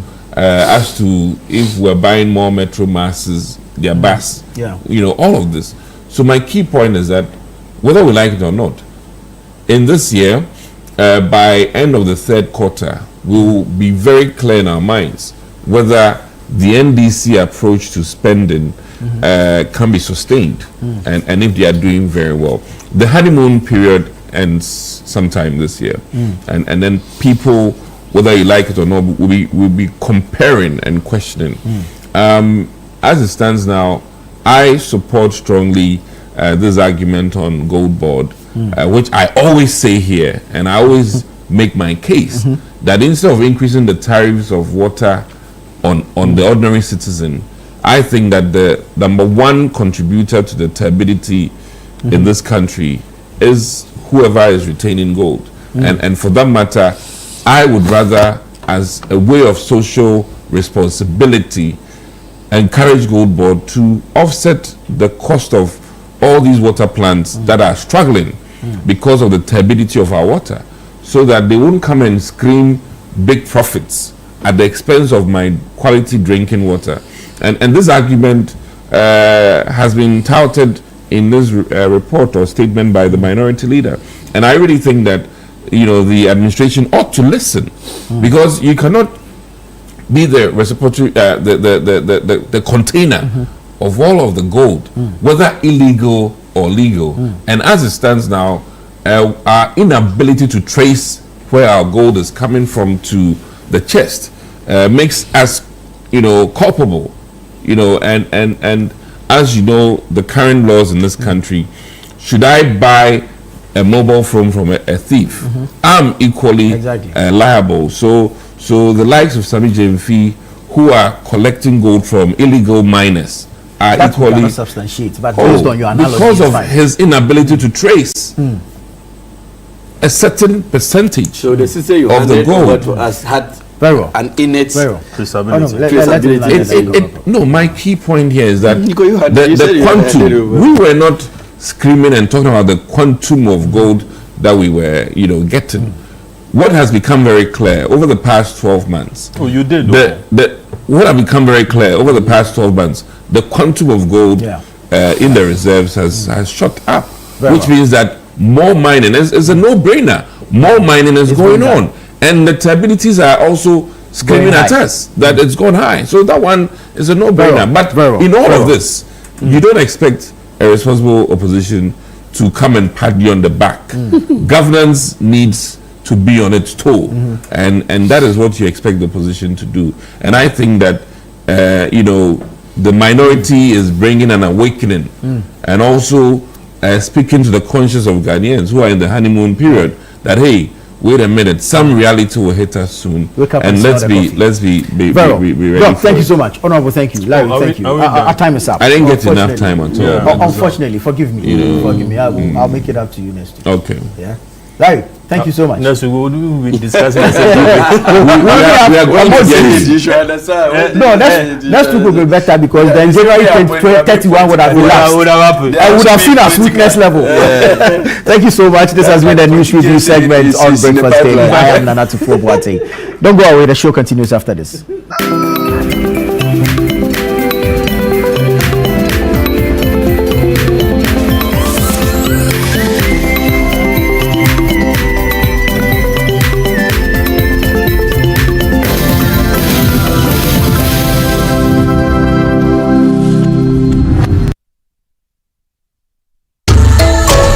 They are the backbone of Africa SMEs, women, youth, creating over 80% of jobs and shaping our future. But borders still hold them back. If Africa's single market is to work for her 1.5 billion people, it must work for SMEs, women, and the youth. This February, Africa meets in Accra for the Africa Prosperity Dialogues 2026, the biggest gathering of Africa's SMEs, women, and young entrepreneurs. Targets a business breakfast and a powerful women's dialogue. SME and youth dialogues focused on finance, logistics, digital innovation, and scaling across borders. Presidents, policymakers, and business leaders unite with the people to launch Make Africa Borderless Now, a people-driven movement calling for free movement for trade, celebrating Africa's champions at the Africa Prosperity Champions Awards and Presidential Gala. Under the patronage of President John Dramani Mahama, APD 2026 is where ambition meets action. Join us from the 4th to the 6th of February 2026 at the Accra International Conference Center, Ghana. Africa Prosperity Dialogues 2026. Innovate, collaborate, trade. Shopping just got easier with Franco Online. You get to buy original phones, electronics, and home appliances anytime, anywhere, just on your phone.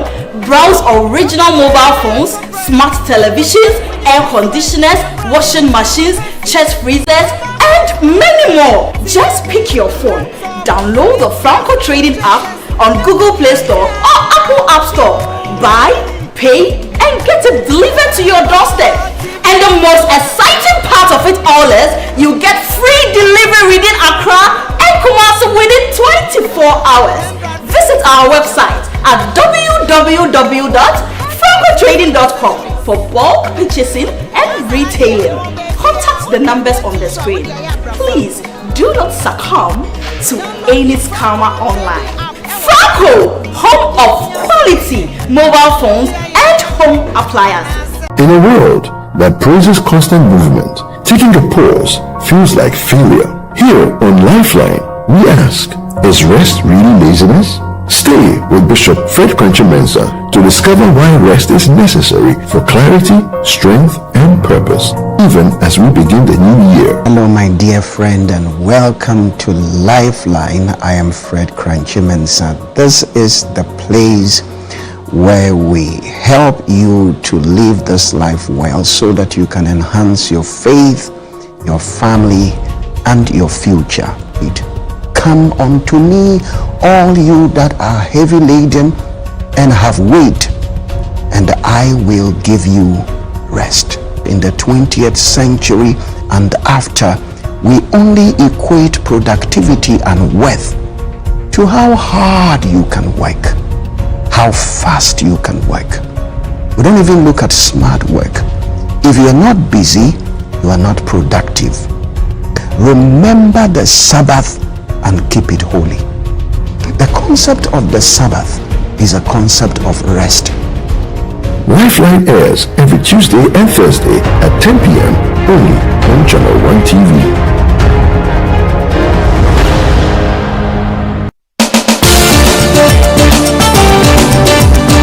In a nation full of questions, where truth often hides behind noise, one show dares to ask what truly matters face to face. With fearless clarity and quest for accountability, host Marisanda Amadou sits down with the movers and shakers of politics, governance, society, and business, confronting the issues that define our national conversation. Yes, I am Marisanda Amadou. This is Face to Face, and you're welcome. I say very often on the floor of Parliament that when we were in government, we got some things right, we got some things wrong. Are you still planning to go to Parliament, or you want to look at National Party office position? No, I'll be going back to Parliament. There's an unfinished business which I need to do. Sports has three legs: development, management, and promotion. Disintegration is extreme. We do not wish that even on your worst enemy. Every Tuesday at 9 p.m., join Marisanda Amadou on Face to Face as he digs deeper, challenges power, and reveals the stories shaping Ghana's future.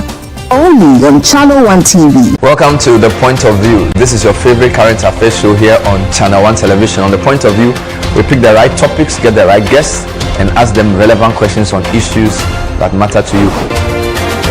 With the complexities of the issues happening around us on a daily basis, it's the hard-hitting conversations and the probing questions of The Point of View.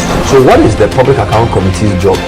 So what we do is to scrutinize, clarify, and find out why certain infractions have been made? What do these IMF programs try to do?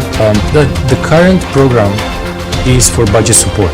Okay. There are no projects attached. That teases apart the twisted entanglements of politics and governance, as well as religious and social discourse. The Point of View brings you the policymakers and duty bearers and drills down to the very bottom of issue. What authority do you have? The Point of View airs every Monday and Wednesday at 9 p.m. only on Channel 1 TV.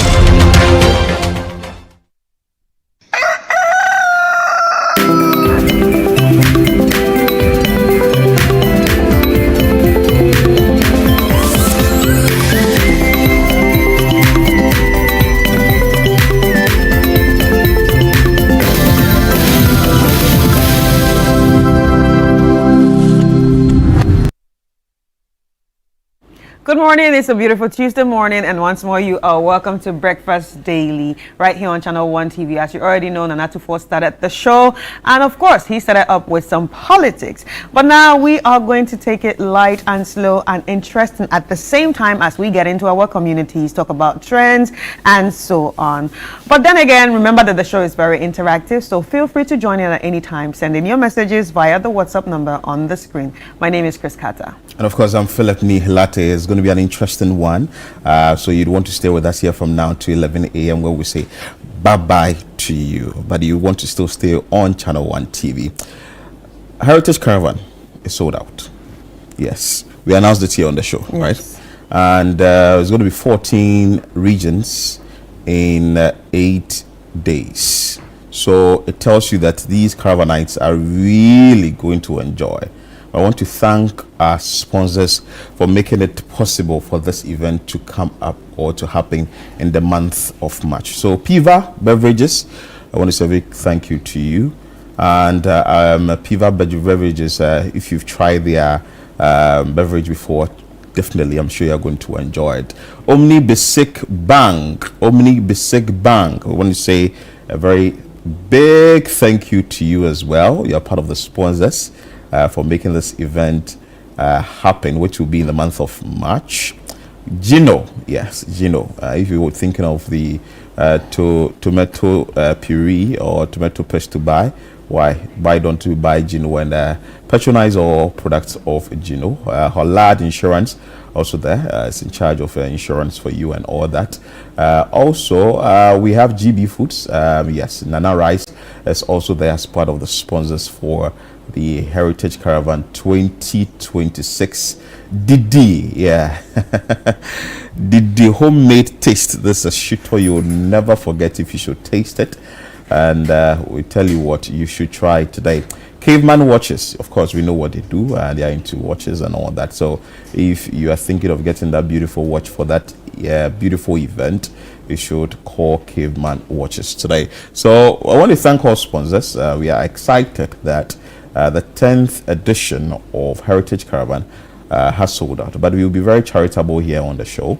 We will be bringing you videos, pictures, and whatever you would want to see on screen to actually whet your appetite for the 2027 edition of Heritage Caravan. So if you are not part of this year's, well, it's not that bad. We'll give you videos and pictures. But if you are part of this year's, we want to say a very big congratulations to you. You've done so well, making good use of that period of that we broke communication. Just within 8 to 9 hours, you were able to make your payment, and voila, you are part of the Heritage Caravan 2026. This time around, I understand we have 4 buses. Yes. I wouldn't want to go into details of this, but we'll be having more conversations on that later on the show. So, Chris, right? So I'm just envious. I'm envy the people who are going to be on the caravan. Have you ever gone before? Not yet. Okay. Not yet. But I watch. So that makes 2 of us. No, I watch with them on TV. Yes.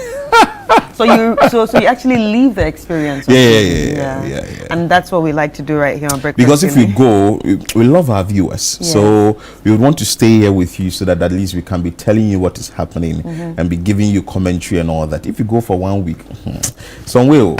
But anyway, Right. Anyway, let's get straight into it. Well, let's talk about the Made in Ghana Rice campaign. This is one campaign that is dear to my heart because I feel it's very important for us to eat what we grow because it has the power to build Ghana. And also remember that when you are eating, it actually puts money into, you know, the farmer's pocket and also the manufacturer's pocket. So that means the money gets to stay in Ghana. So this campaign actually is brought to you by City 97.3 FM, Channel 1 TV, in cooperation with or in partnership with Agri Impact Limited, MasterCard Foundation, and 24-Hour Economy. So when you think about your omotu, when you think about your jollof rice, when you think about your rice and stew, or whatever that you even want to eat, think Ghana first before you get those ingredients. And those ingredients actually that you are getting at the end of the day goes a long way to support a Ghanaian.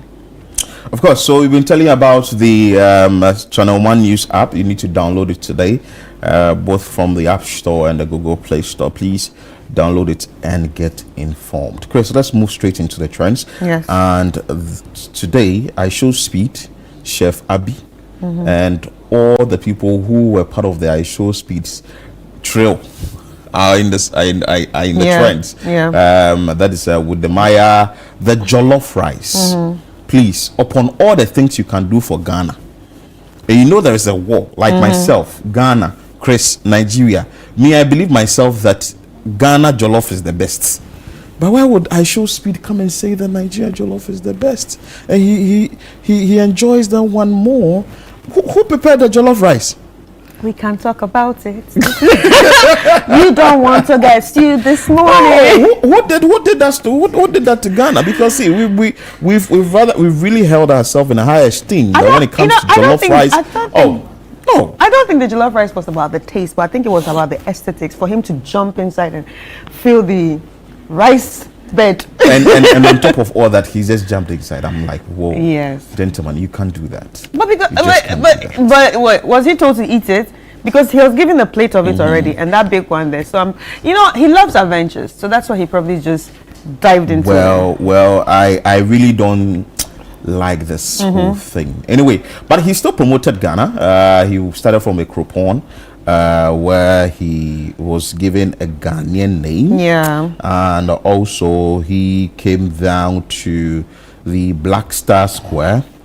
And after that, he also participated in a number of things at the Bukom Boxing Arena. And he also went to the Shea Butter Museum. Yeah. Yes. He went to the Shea Butter Museum. By Hamamat. Hamamat actually has like a Shea Butter place. And he got a very good treat. So his Ghanaian name is Barima Kofi Ekufu.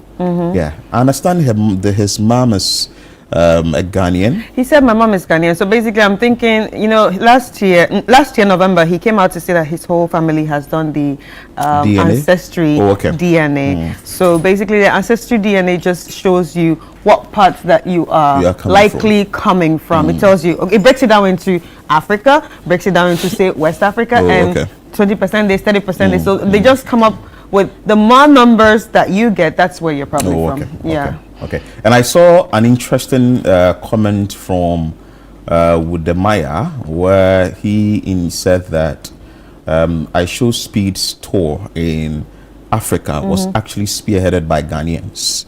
So it tells you that the Ghanaian bit is really doing well, and I kudos to Wudemaya. He has really put Ghana on the map, and I Show Speed has also tried pushing the Ghanaian culture. I like the fact that we moved away from the exotic things and we did natural stuff.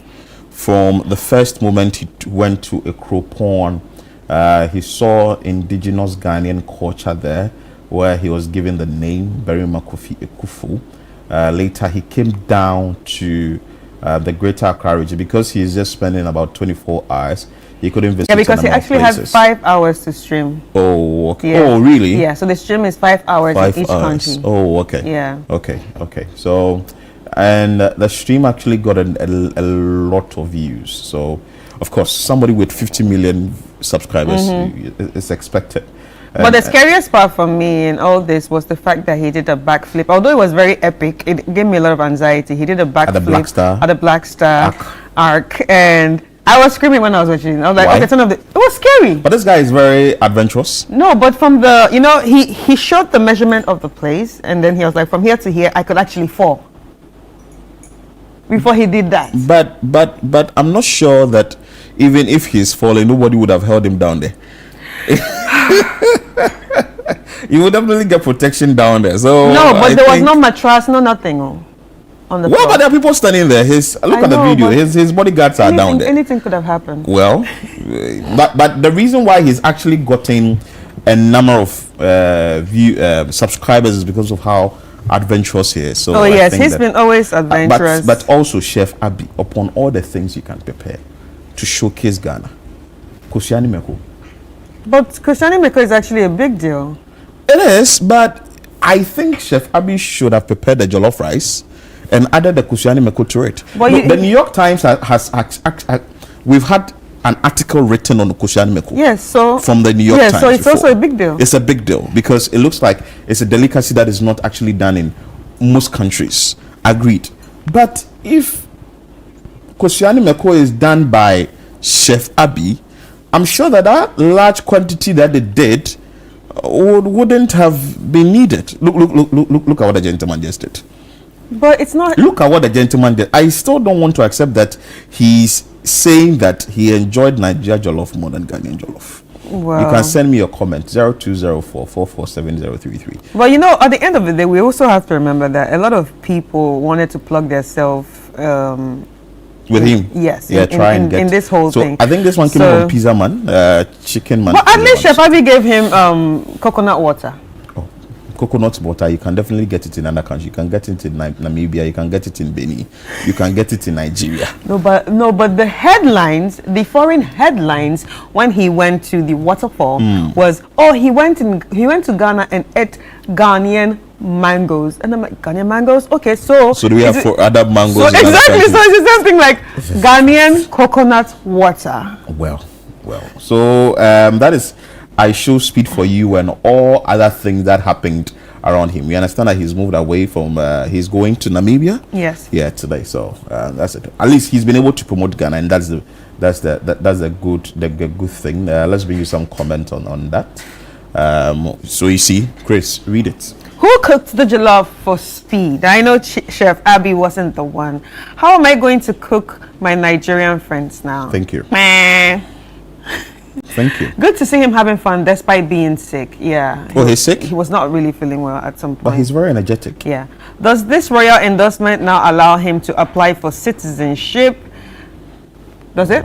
I don't know the process though, but he could if really he wanted. Yes, but you know what I realized about most of his of the streams, because I had to rewatch some of them yesterday. Any country he goes, he tries to ask, okay, so how is the citizenship process like? Oh, yes. okay. So I know he showed interest in Benin when he saw the port. He was like, I want to be here. Oh, wow. I want to be here. Oh, so he had to check his ancestry again. But so basically, he announced his ancestry thingy on November, like I said.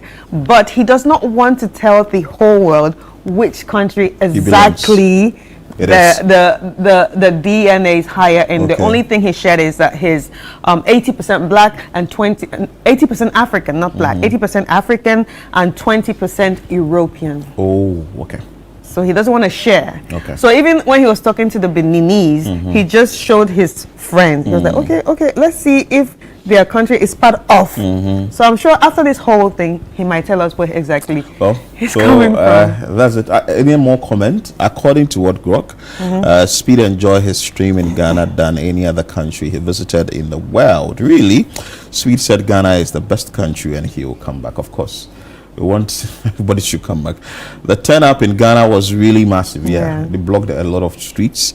I think this guy enjoyed Ghana the most. Okay, so that's it. So that's I show speed for you and all that came with him. But let's move to the next trend that has to do with Abu Trika and Frederick Kumi, popularly known as Abu Trika, was rearrested yesterday, shortly after the High Court struck his certiorari application challenging proceedings at the Gbese District Court. Abutrika is facing romance fraud allegations for which the United States of America has submitted an extradition request to the Ghanaian authorities. Extradition proceedings against Abutrika and 2 other accused persons were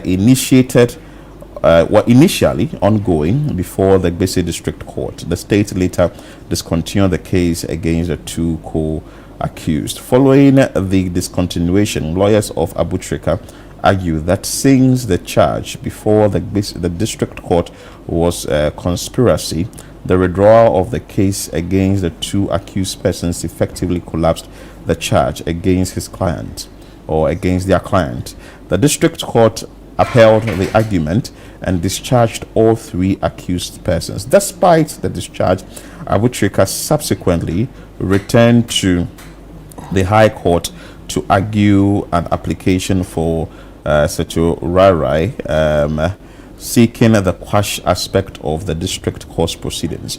At the High Court, the Attorney General's office argued that the application had become moot, citing the earlier discontinuation of the prosecution and the discharge of the applicant. So, fast forward, there was a rearrest of Abutrika. So shortly after the High Court proceedings, Abutrika was rearrested by state authorities. There is a video of his lawyer speaking. Let's bring you that video. They have been discharged by the court after the state or the Attorney General withdrew the charges against them. What are your comments? Well, that's what we've been seeing from day one. The state had nothing against the 2 others. So that's what we pray for from day one. And if the Attorney General has seen light in that and done the needful, we welcome the decision of the court. So you're just waiting for them to actually be discharged because we realize that they're not taken back to the narcotics headquarters. I'm yet to know why they are there, but I believe it's for administrative purposes. So whatever transpires there, I'll let you know. Okay, all right, thank you so much. Also, the lawyers or counsel of Abutrika will certainly be following up keenly on this story, and we will bring you update on that. It's just interesting that we would have to talk about this again. Last 2 weeks we spoke about it extensively, fire situation in the country, and today we are going to talk about it again because in the Ashanti region they've already recorded 2 fire cases. Just this morning we got another one that was on our online portal, and our correspondent in the Ashanti region, Bright Ebua, has visited that place. This is the Awuna market. The previous one was Sofo line. Let's cross over now and bring you that conversation with Bright Ebua. Bright, good morning if you are joining us. Bright.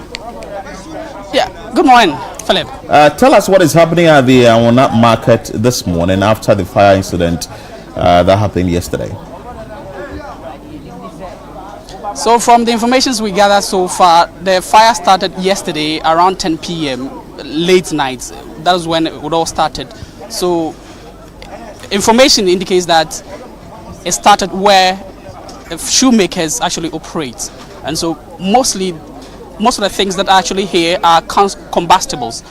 Currently, the NADMO are here to, I would like to engage with the NADMO and see what exactly they've picked up so far to understand the situation. So right now, I have the NADMO director, the Metro director for NADMO, Della. You're welcome, sir, to Channel 1 TV. What have you gathered so far since you came? Okay, so far we are still on our assessment, and until we finish it, we cannot actually tell you what we have gathered. But what we know is when you come to this market, there are a group of people that are shoemakers, there are a group that are seamstresses and those who tailor making, and these are all high in number. So we know that when you look at the portion of the market that is burned, it's mainly on the side of those people that are mentioned. But notwithstanding, we have other petty traders that have also lost a lot of items. So there are a lot, and we are still doing the assessment to make sure that we go to know the actual number of victims, the actual number of the total shops that are affected, then the kind of things that almost all of them are trading or working with, then we'll be able to come out to the actuals. So that is what we are doing now when it comes to the assessment that we are making. Do we know the number of shops that have been affected so far? That is why I said we are doing the assessment. In NADMO, when we talk of assessment, these are the records that we are looking forward to. So until we finish, we don't actually come out with the number. We want to make sure we finish it. And that is why we are here. We are engaged. You know, they have leadership in the market. Those who are sewing have leaders. The shoemakers have leaders. The other petty traders have leaders. Then they have the overall leaders in the market. We are still engaging with these people, and we are trying to identify the various shops that have been affected. The number is not small. You know, you can see it. And if we don't take our time, we will be giving out wrong numbers. And that is not what we want to do. When it comes to assessment with NADMO, we always make sure that it's accurate. Because this is what even national security is going to use. And this is what the national authorities is using. And these are the assessment that we do that will guide us against future occurrence of such nature. And these are some of the things that we do. We plan about preventive issues for markets and commercial places. So we have to make sure we do the proper assessment. That is why we are here. Until we finish, we are not going. What would be your words for some of the traders who are still salvaging their products, even in the smoky area? We've been advising them not to get close to such places because most of the walls and the partitions are weak. The columns are weak. And now it is very dangerous that for you to get closer to such places. Apart from the traders, I think most are also these scrap dealers who also want to take advantage of what has happened. We've cautioned them. We've sacked some people from some places. There were some people who were trying to take things out. We stopped them and tell them to move out. So there are a lot that is going on to make sure that such things are not. Normally when such things happen, yes, because of the people will be thinking of their losses and they think they can take something out, that they can make something, the use of it. But you need to be patient, whether you like it or not. That is not our wish. It has happened. But what do? You manage yourself and see what the future holds. And that is what we are going to do. All right, thank you very much, sir. So that is the Metro Director, the Laho. We advise the traders, those who are in the markets, that whenever they see fire preventive advisors, educators, they should listen to us. Then two, we should also make sure that we do activities that will not get us into this trouble.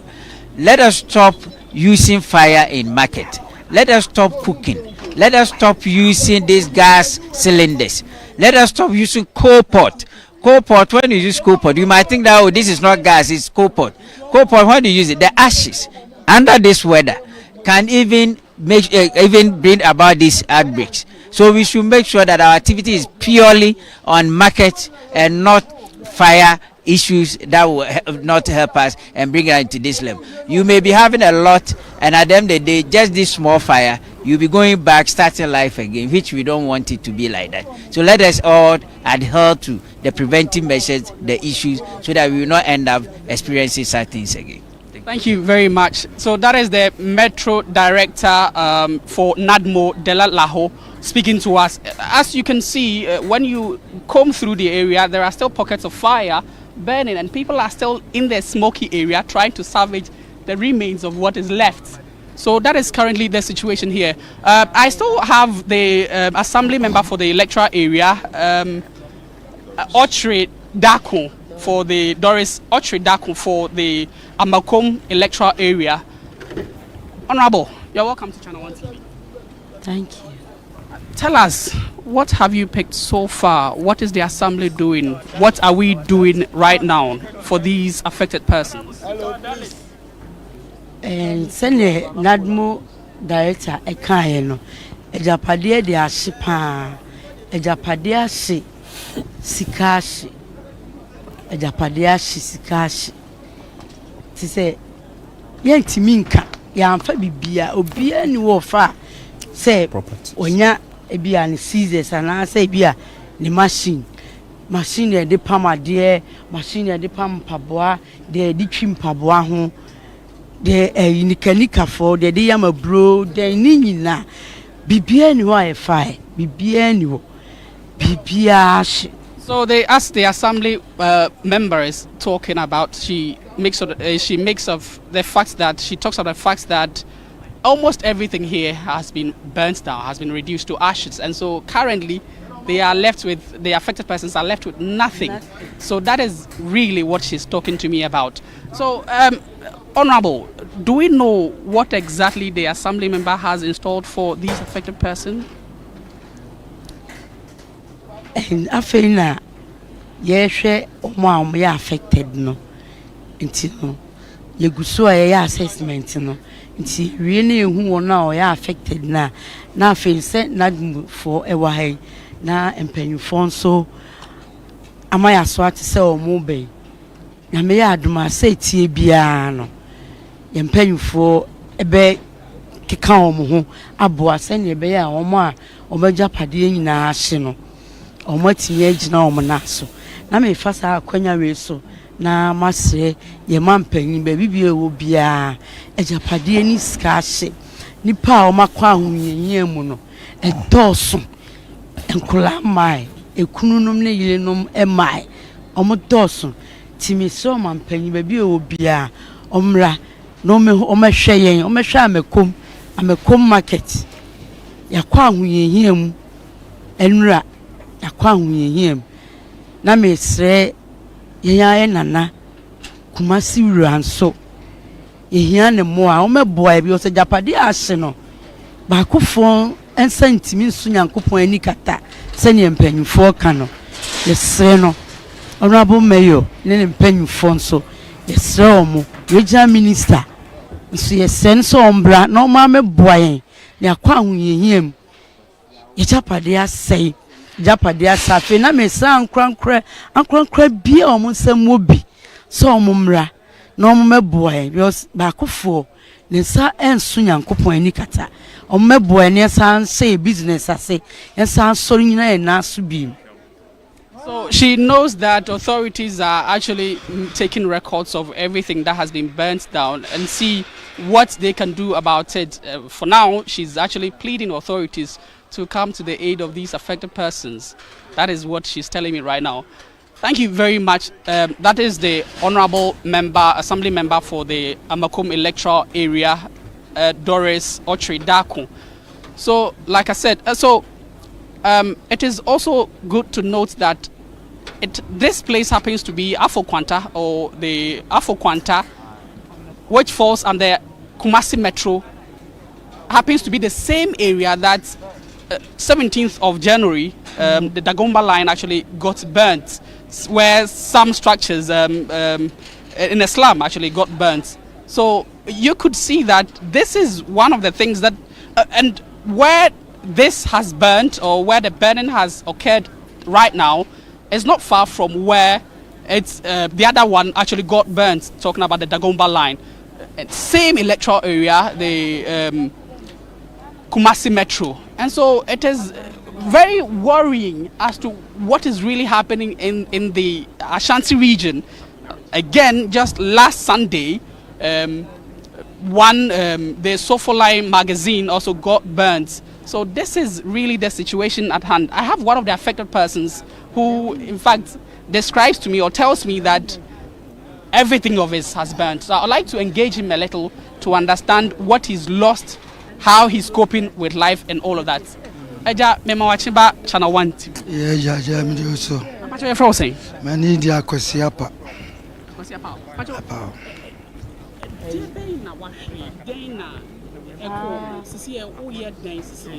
Actually, this is where we are.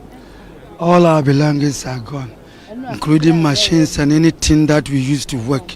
That's the footwear work. Everything is gone. Because when the fire set up, we just call us that there's a fire over there, we should come and help. But on getting to that side, we saw that it has now been spreading. That means we have to come back and salvage ourselves. That is why we come back. So that is the only thing I can say about what happened yesterday. Can you quantify how much you've lost throughout, in this blaze? Well, I can't say, because it depends on the materials the person may be using. So it depends. It depends. But we've lost a lot. We've lost a lot. We've lost a lot. So right now, what happens to you? What are you doing with your family as a person? Well, I cannot say. It's only God that can decide. So I pray to God that He will give us the way to move forward. That's the only thing I can say. I see you still picking up some few things here. What exactly are you picking? Because I feel and I see that everything has been burnt. Yes. What is there is that they say we should pack up the scraps. Then secondly, there's a woman that had her shop.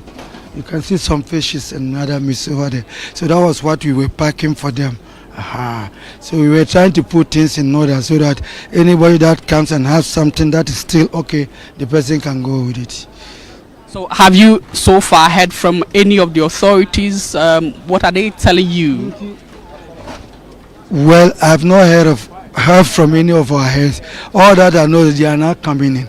They are not coming in. So we pray that by the end of the day we know what is going on and probably give you the information about it.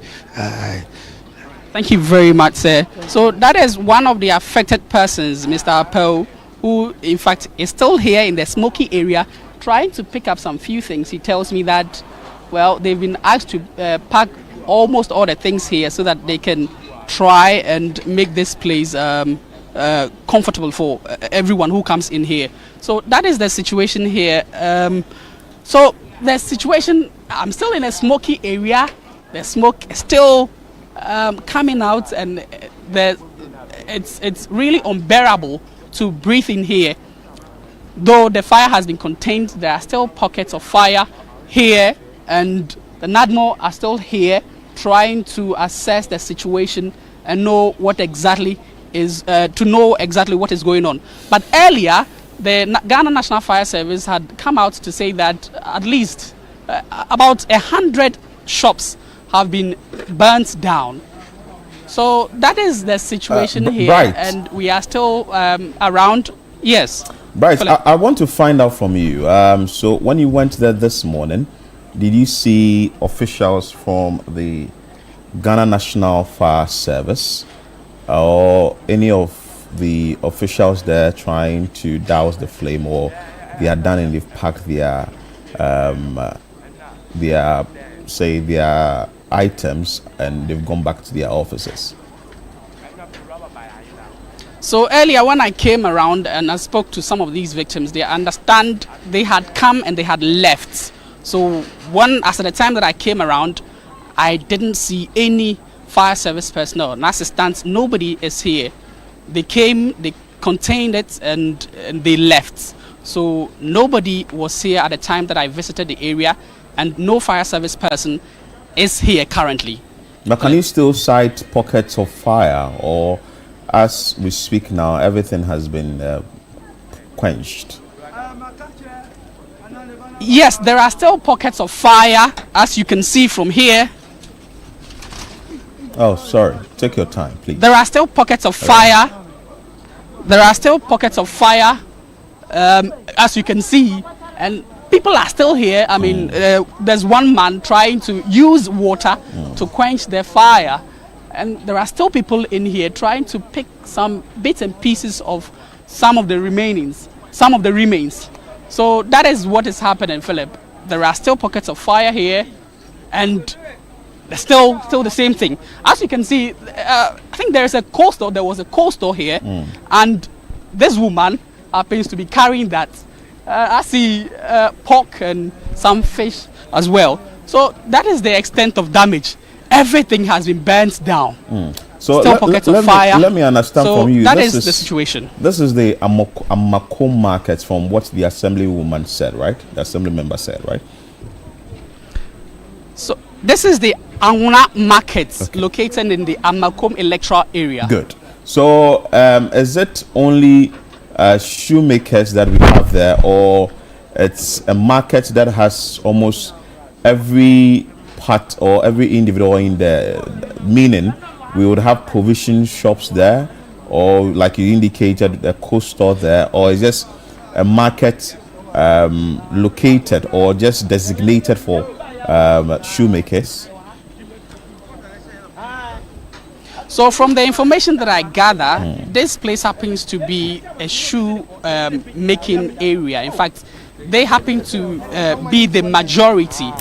of the to occupy this area. Only that there are some other operators who are here selling as well, like the cold store operators and other provision staff as well. So as you can see, that is I think from what you can see from the screen, you see fish and some other things. So clearly it's not occupied only by the shoemakers, but other people as well. All right, Bright, I just want to ask, Philip. is this the first time it's happening in this area? So when it comes to the Angona market, this happens to be the very first time a problem or an incident like this has occurred. But yesterday, you visited the Sofo line part with the regional minister and other officials. What exactly did they say about fire situation in the region? So it is good to note that yesterday when the regional minister, Dr. Frank Amorakone, visited the scene at Sofo Line magazine, it was noted that the fire station over there didn't have a fire tender. That happened to be one of the major situations and one of the, if I should put it, a bizarre story to be told, that there's a fire station and there is no single fire tender. And so when it happened, people went there and was told that, the people went there and were told that there was no fire tender. Later, they came in with just 2 fire extinguishers, which was unable to quench that fire. So later on, I understand from the information that I gathered yesterday, they went to another fire station and brought in a fire tender. That was when they were able to quench the fire. The regional minister, Dr. Francois Mwakone, noted that they are taking stock of everything that has happened and they will, in appropriate time, help the victims. Philip. Now, I can see most of the say residents or the affected people around. Try speaking to the man who is using the water to quench the fire. Is it that they can't fully rely on the Ghana National Fire Service to control the situation, or when the Ghana National Fire Service officials came there, what exactly did they tell them for which they have left the scene?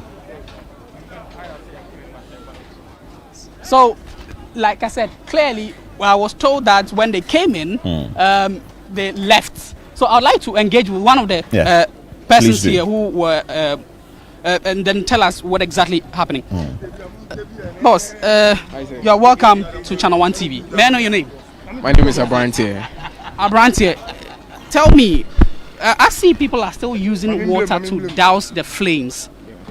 The fire service were here to quench the fire, and still there are still pockets of fire and people are using the water to douse the fire. What is really happening? What did they come to do, and when did they leave here at all?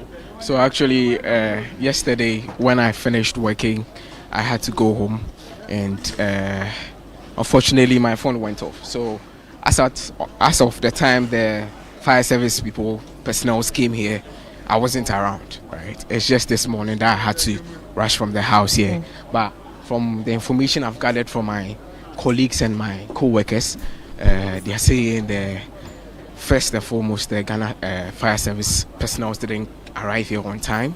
That is one of the huge factors that caused the fire to extend to other shops, right? That is why we are having quite some number of shops being burnt down.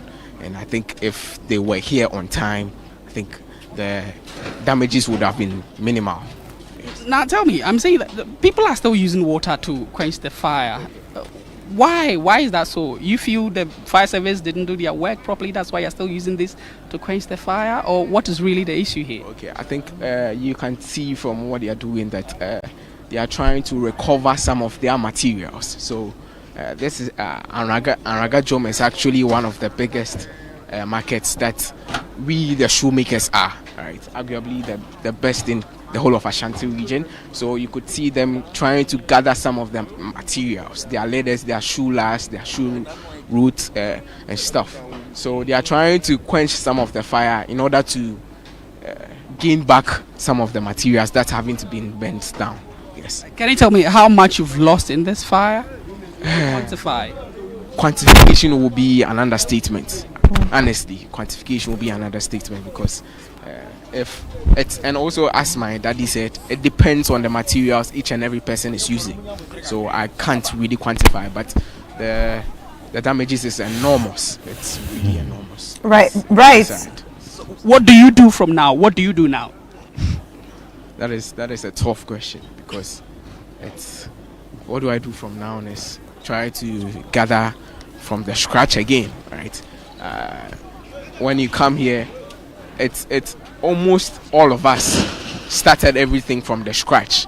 We have big and older men that invested really a lot into their various shops, but just to wake up one day within some few hours to see all their lifetime investments burnt is really hard. And I know obviously some would try to venture into other trades, some would also try and build from the scratch. So it depends on God. God is our only helper, so God can see us through, honestly. Thank you very much. So God is our only help as it stands. Yeah, That's right. what the affected persons keep on saying. Right, can you hear me? Yes. Yes, can you ask the young man that did they call the fire service early? Did they call the fire service early? Right. So can you tell me if you really spoke with the fire service early? Did you call the fire service early? Okay, so as I said, I wasn't around when the fire started, but a colleague of mine, which is one of my best friends, he said he called them. First of all, they were not picking up the calls, right? And finally, when they got the feedback I got from my co-workers. Right. Thank you very much. So that is the situation here at the moment. The Anguna market is under fire. Yeah. There's still pockets of fire, smoky area, and breathing here is very difficult. Okay. So, Bright, you know what? Just hold on for us. You can keep your live view on. We'll definitely come back to you shortly and have further conversation with you if time permits. But this is what is coming from the Amakom area, where the market there has gutted fire, or fire has gutted the market, and the shoemakers there are counting their losses. This isn't the first time this is happening in that area, from what Bright indicated. Over the weekend, there was one at Sofo Line where vehicles were burnt. Back here in Accra, there was one at Circle behind the Royal VVIP station, and also another one too at Medina where there was fire. So the big question is, this situation that we are recording every now and then, fire situation, how protected are traders?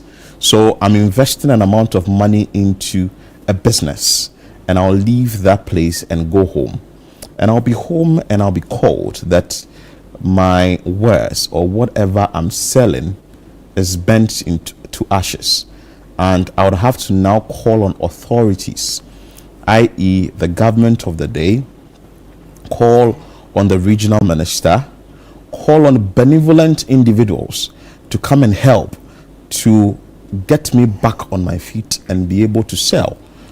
We saw this at Kantamanto Market and other things, but there's this gentleman who has been talking about how best we can get this all worked around. Maybe protect traders, protect market women, and if possible, get most markets insured.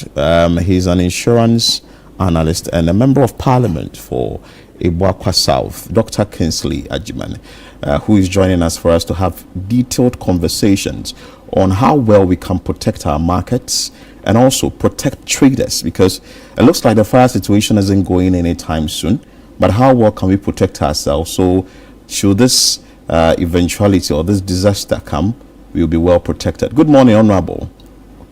Good morning, Philip. I trust you are doing well. I'm well. And Happy New Year. This year we haven't spoken.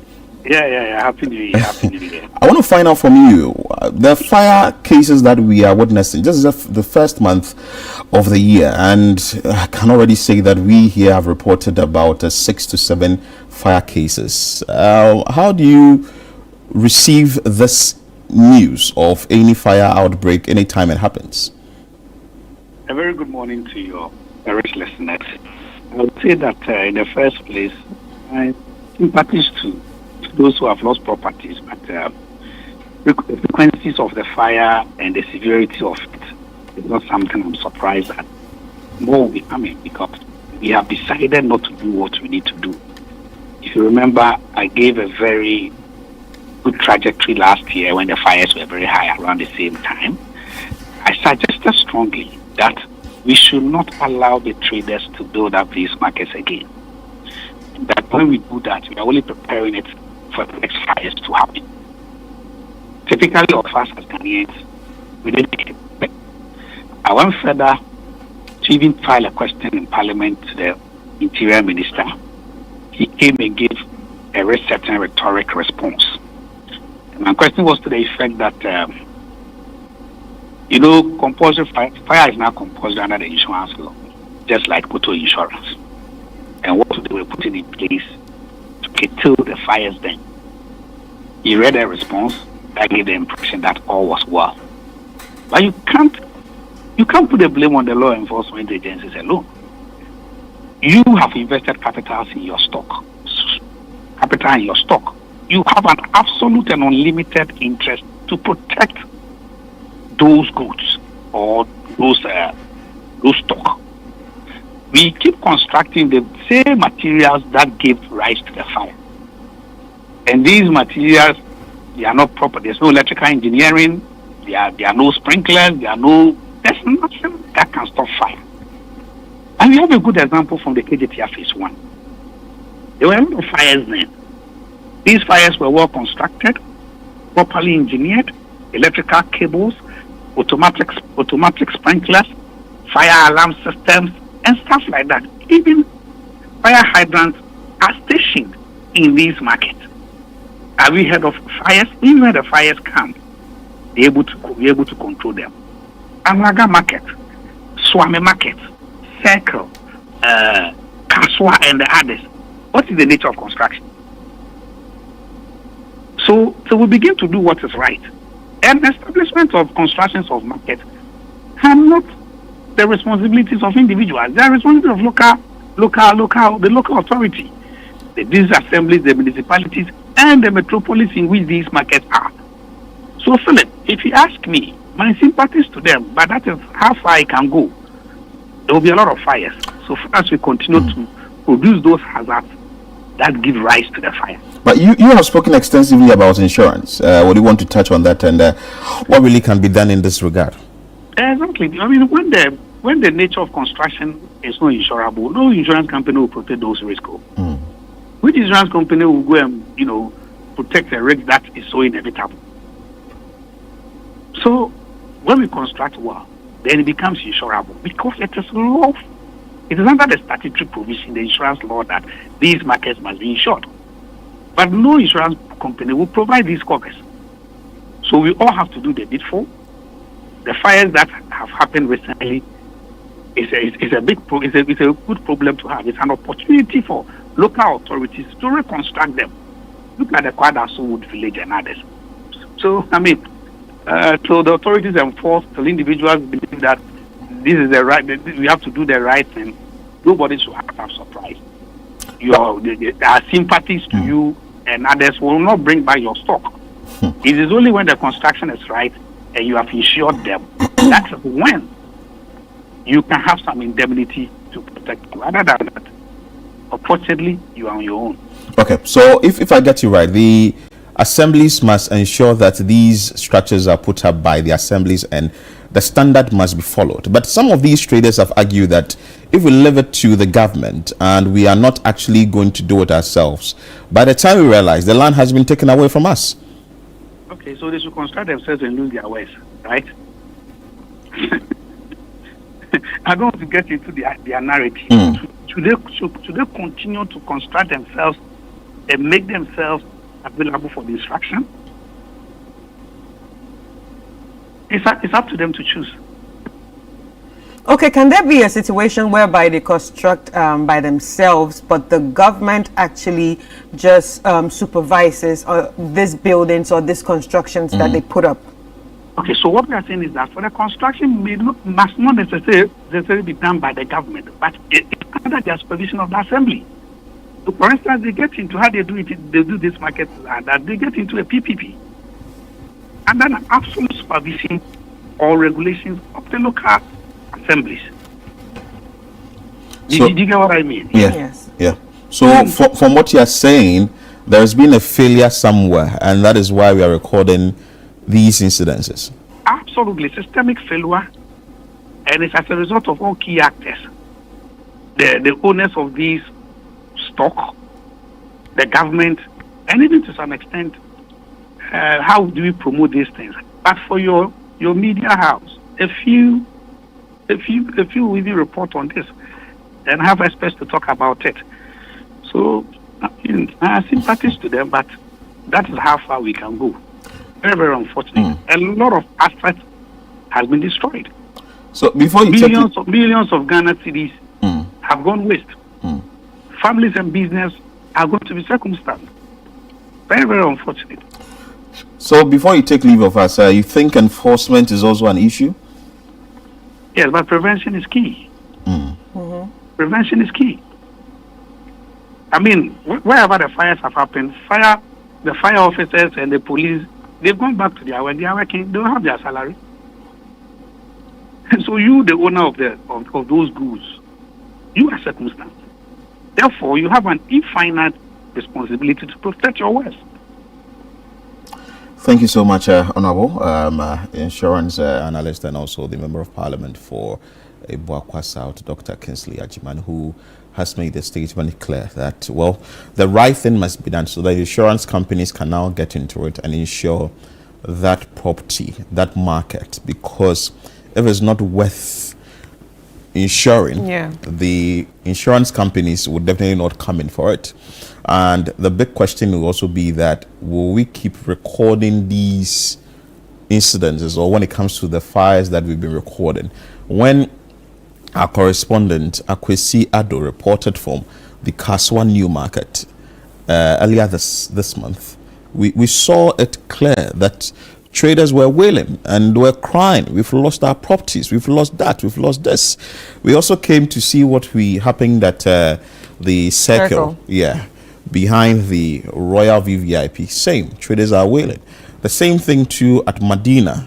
Not to talk of Sofoline, because Sofoline, even vehicles were bent. But you see, I think it's easy to talk about it, how he has, said it should be. But at the end of the day, I think the people need education. People really need to understand how insurance works. If the market needs to be insured, if people need to insure their businesses, they need to understand. Let's be realistic. Not everyone in the market is actually very privy to some information, like insurance. So insurance is seen as something for the elites. So definitely, I'm sure that maybe stakeholders would have to get into it and try and put out that information and try and get people to buy into insurance. But we have the Public Relations Officer for the Ashanti Regional Fire Service, DO2 Peter Adai, who is going to join us briefly for us to have a conversation on what is happening at Sofoline and also the market that fire gutted the place last night. Good morning, sir. Good morning. What is the biggest challenge? Did you go to the fire scene early? Because some of the traders that we spoke to, our reporter spoke to, indicated that you've left the scene. Yes. Good morning to your viewers. Thank you once again for having me. In fact, we got to the scene early, within minutes, when we received the distress call. So, for instance, last night's fire, we received a distress call at 10:41 p.m.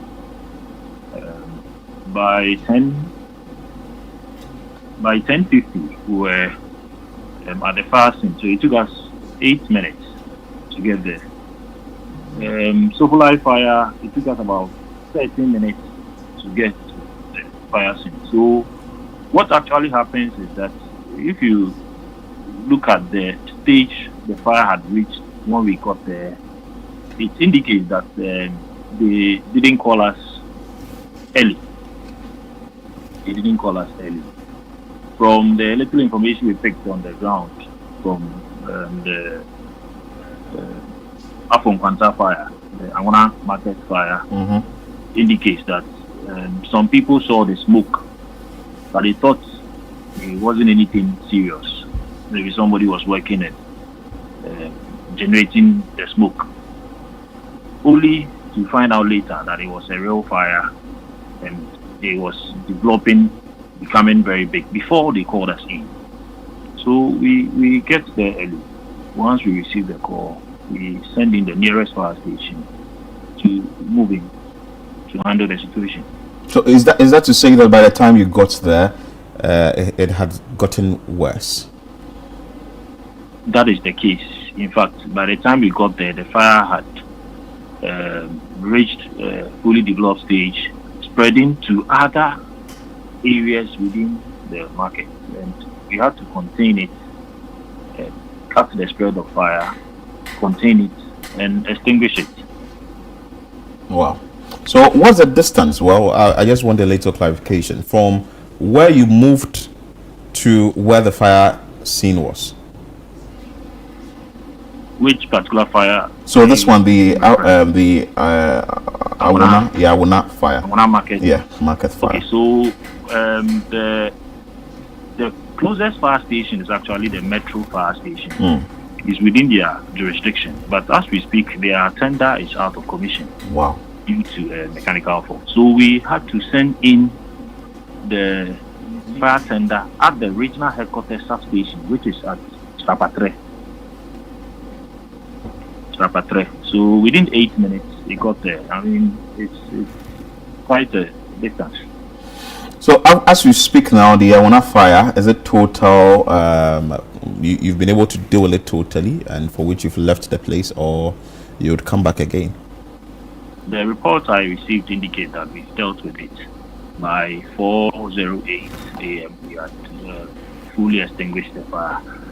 However, there are instances where we can have some portions of it reigniting. If that is the case, we'll still come back to attend to it. But you still come back. Why won't you have your tender station there? Should it happen, then you just quench it. In fact, the tenders we have are not that many. So you have a logistical challenge. As we speak, we have about 18 tenders serving 43 MMDAs. Wow. So we can't position a tender there. If the fire has been fully extinguished, you don't need to put a fire tender. However, our investigators are rather to move in and investigate to know what caused the fire. Okay, so on that investigation note, I'm sure that it's going to be a very, it's going to take some time, but what has been your preliminary findings? So we know the origin of the fire. We understand it started from where they do the leather works. Within the market, they have portion where they do leather works. And they have a lot of these petrol-based products like glue, turpentine, and the likes. And that even help the fire to develop quickly and also spread fast. Okay. We know that is where it started from, but as to what exactly caused it, we need to investigate to establish. All right, so I just want to ask you, talked about them not calling you early enough, and they are saying that you didn't just come early. What is early enough for you? Immediately the fire starts, you need to call us. Even before you tackle it, or you attempt to tackle it, so that it doesn't get out of hand before you call us in. Right. Okay, so and also with the pockets of fire that we saw earlier on the screen, can it get worse? From the look of things, it can't cause any further damage.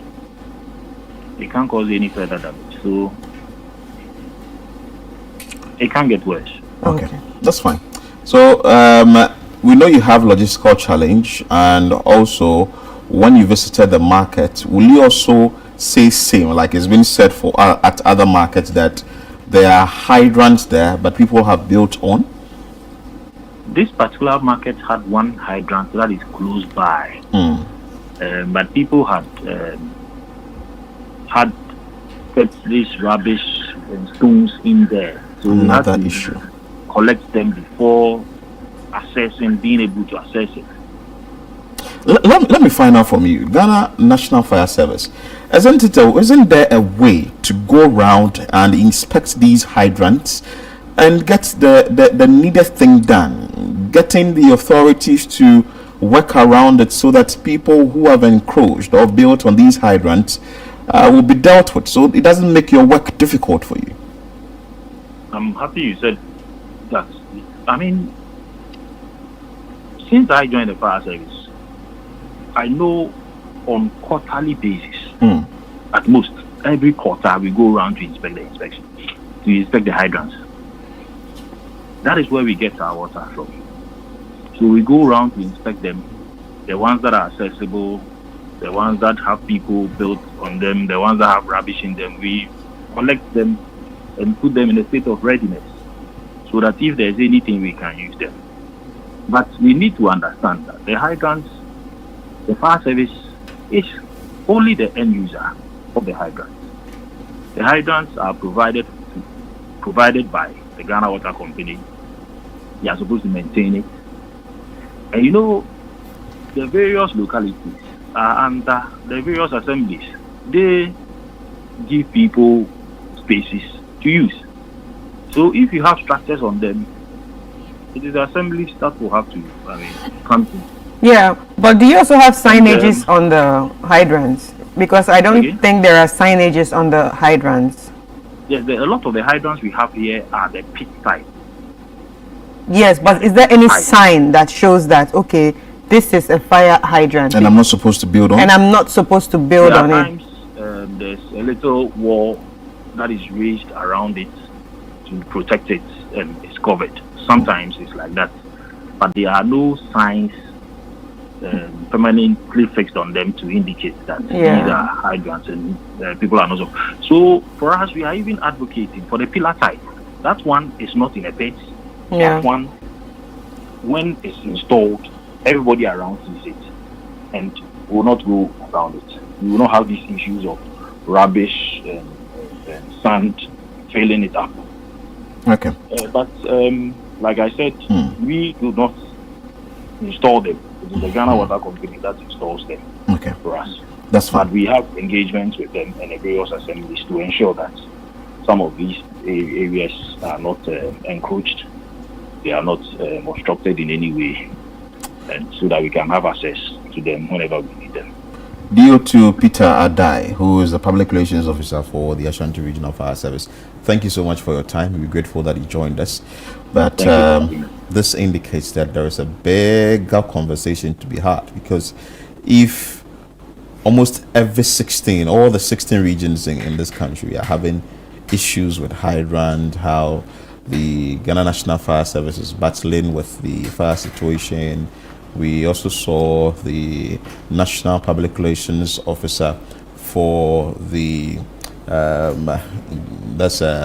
Desmond Aka, also talking about the fact that there are prank calls, and we know that we actually fall on these individuals, that's the personnel from the Ghana National Fire Service, to actually douse a fire or to quench the fire that comes up. This is a disaster, and we can't really say that it's not going to happen.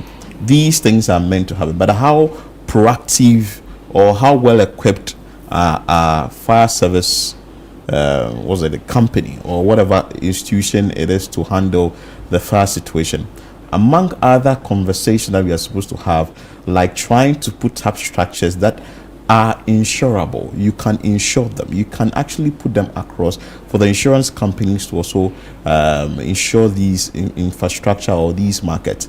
Again, the education has to go down well. Yes, because the if you don't educate MMDCs must people, work. If you don't educate people, they do not understand. They definitely do not understand what you're talking about. It's like you're talking to a wall, because you can just have your great ideas, but it will not flow if education is not, sent down there to the people who will be using all these your great ideas. And the issue of the fire hydrants, I think you're building fire hydrants. A lot of people around you don't understand what the fire hydrants are. Not everybody has gone to school to, study what a fire hydrant is. Yes, some schools teach, this is what a fire hydrant look like, but not everybody was in class that day. Well, so it's a bigger conversation that we are supposed to have. But Dr. Kingsley Agyemang said that we are supposed to prevent, and the prevention must be done. And the prevention will come with all stakeholders, including the MMDCs, who are supposed to be in charge of our various markets. So if they are putting up the structure again, please enforce that bylaw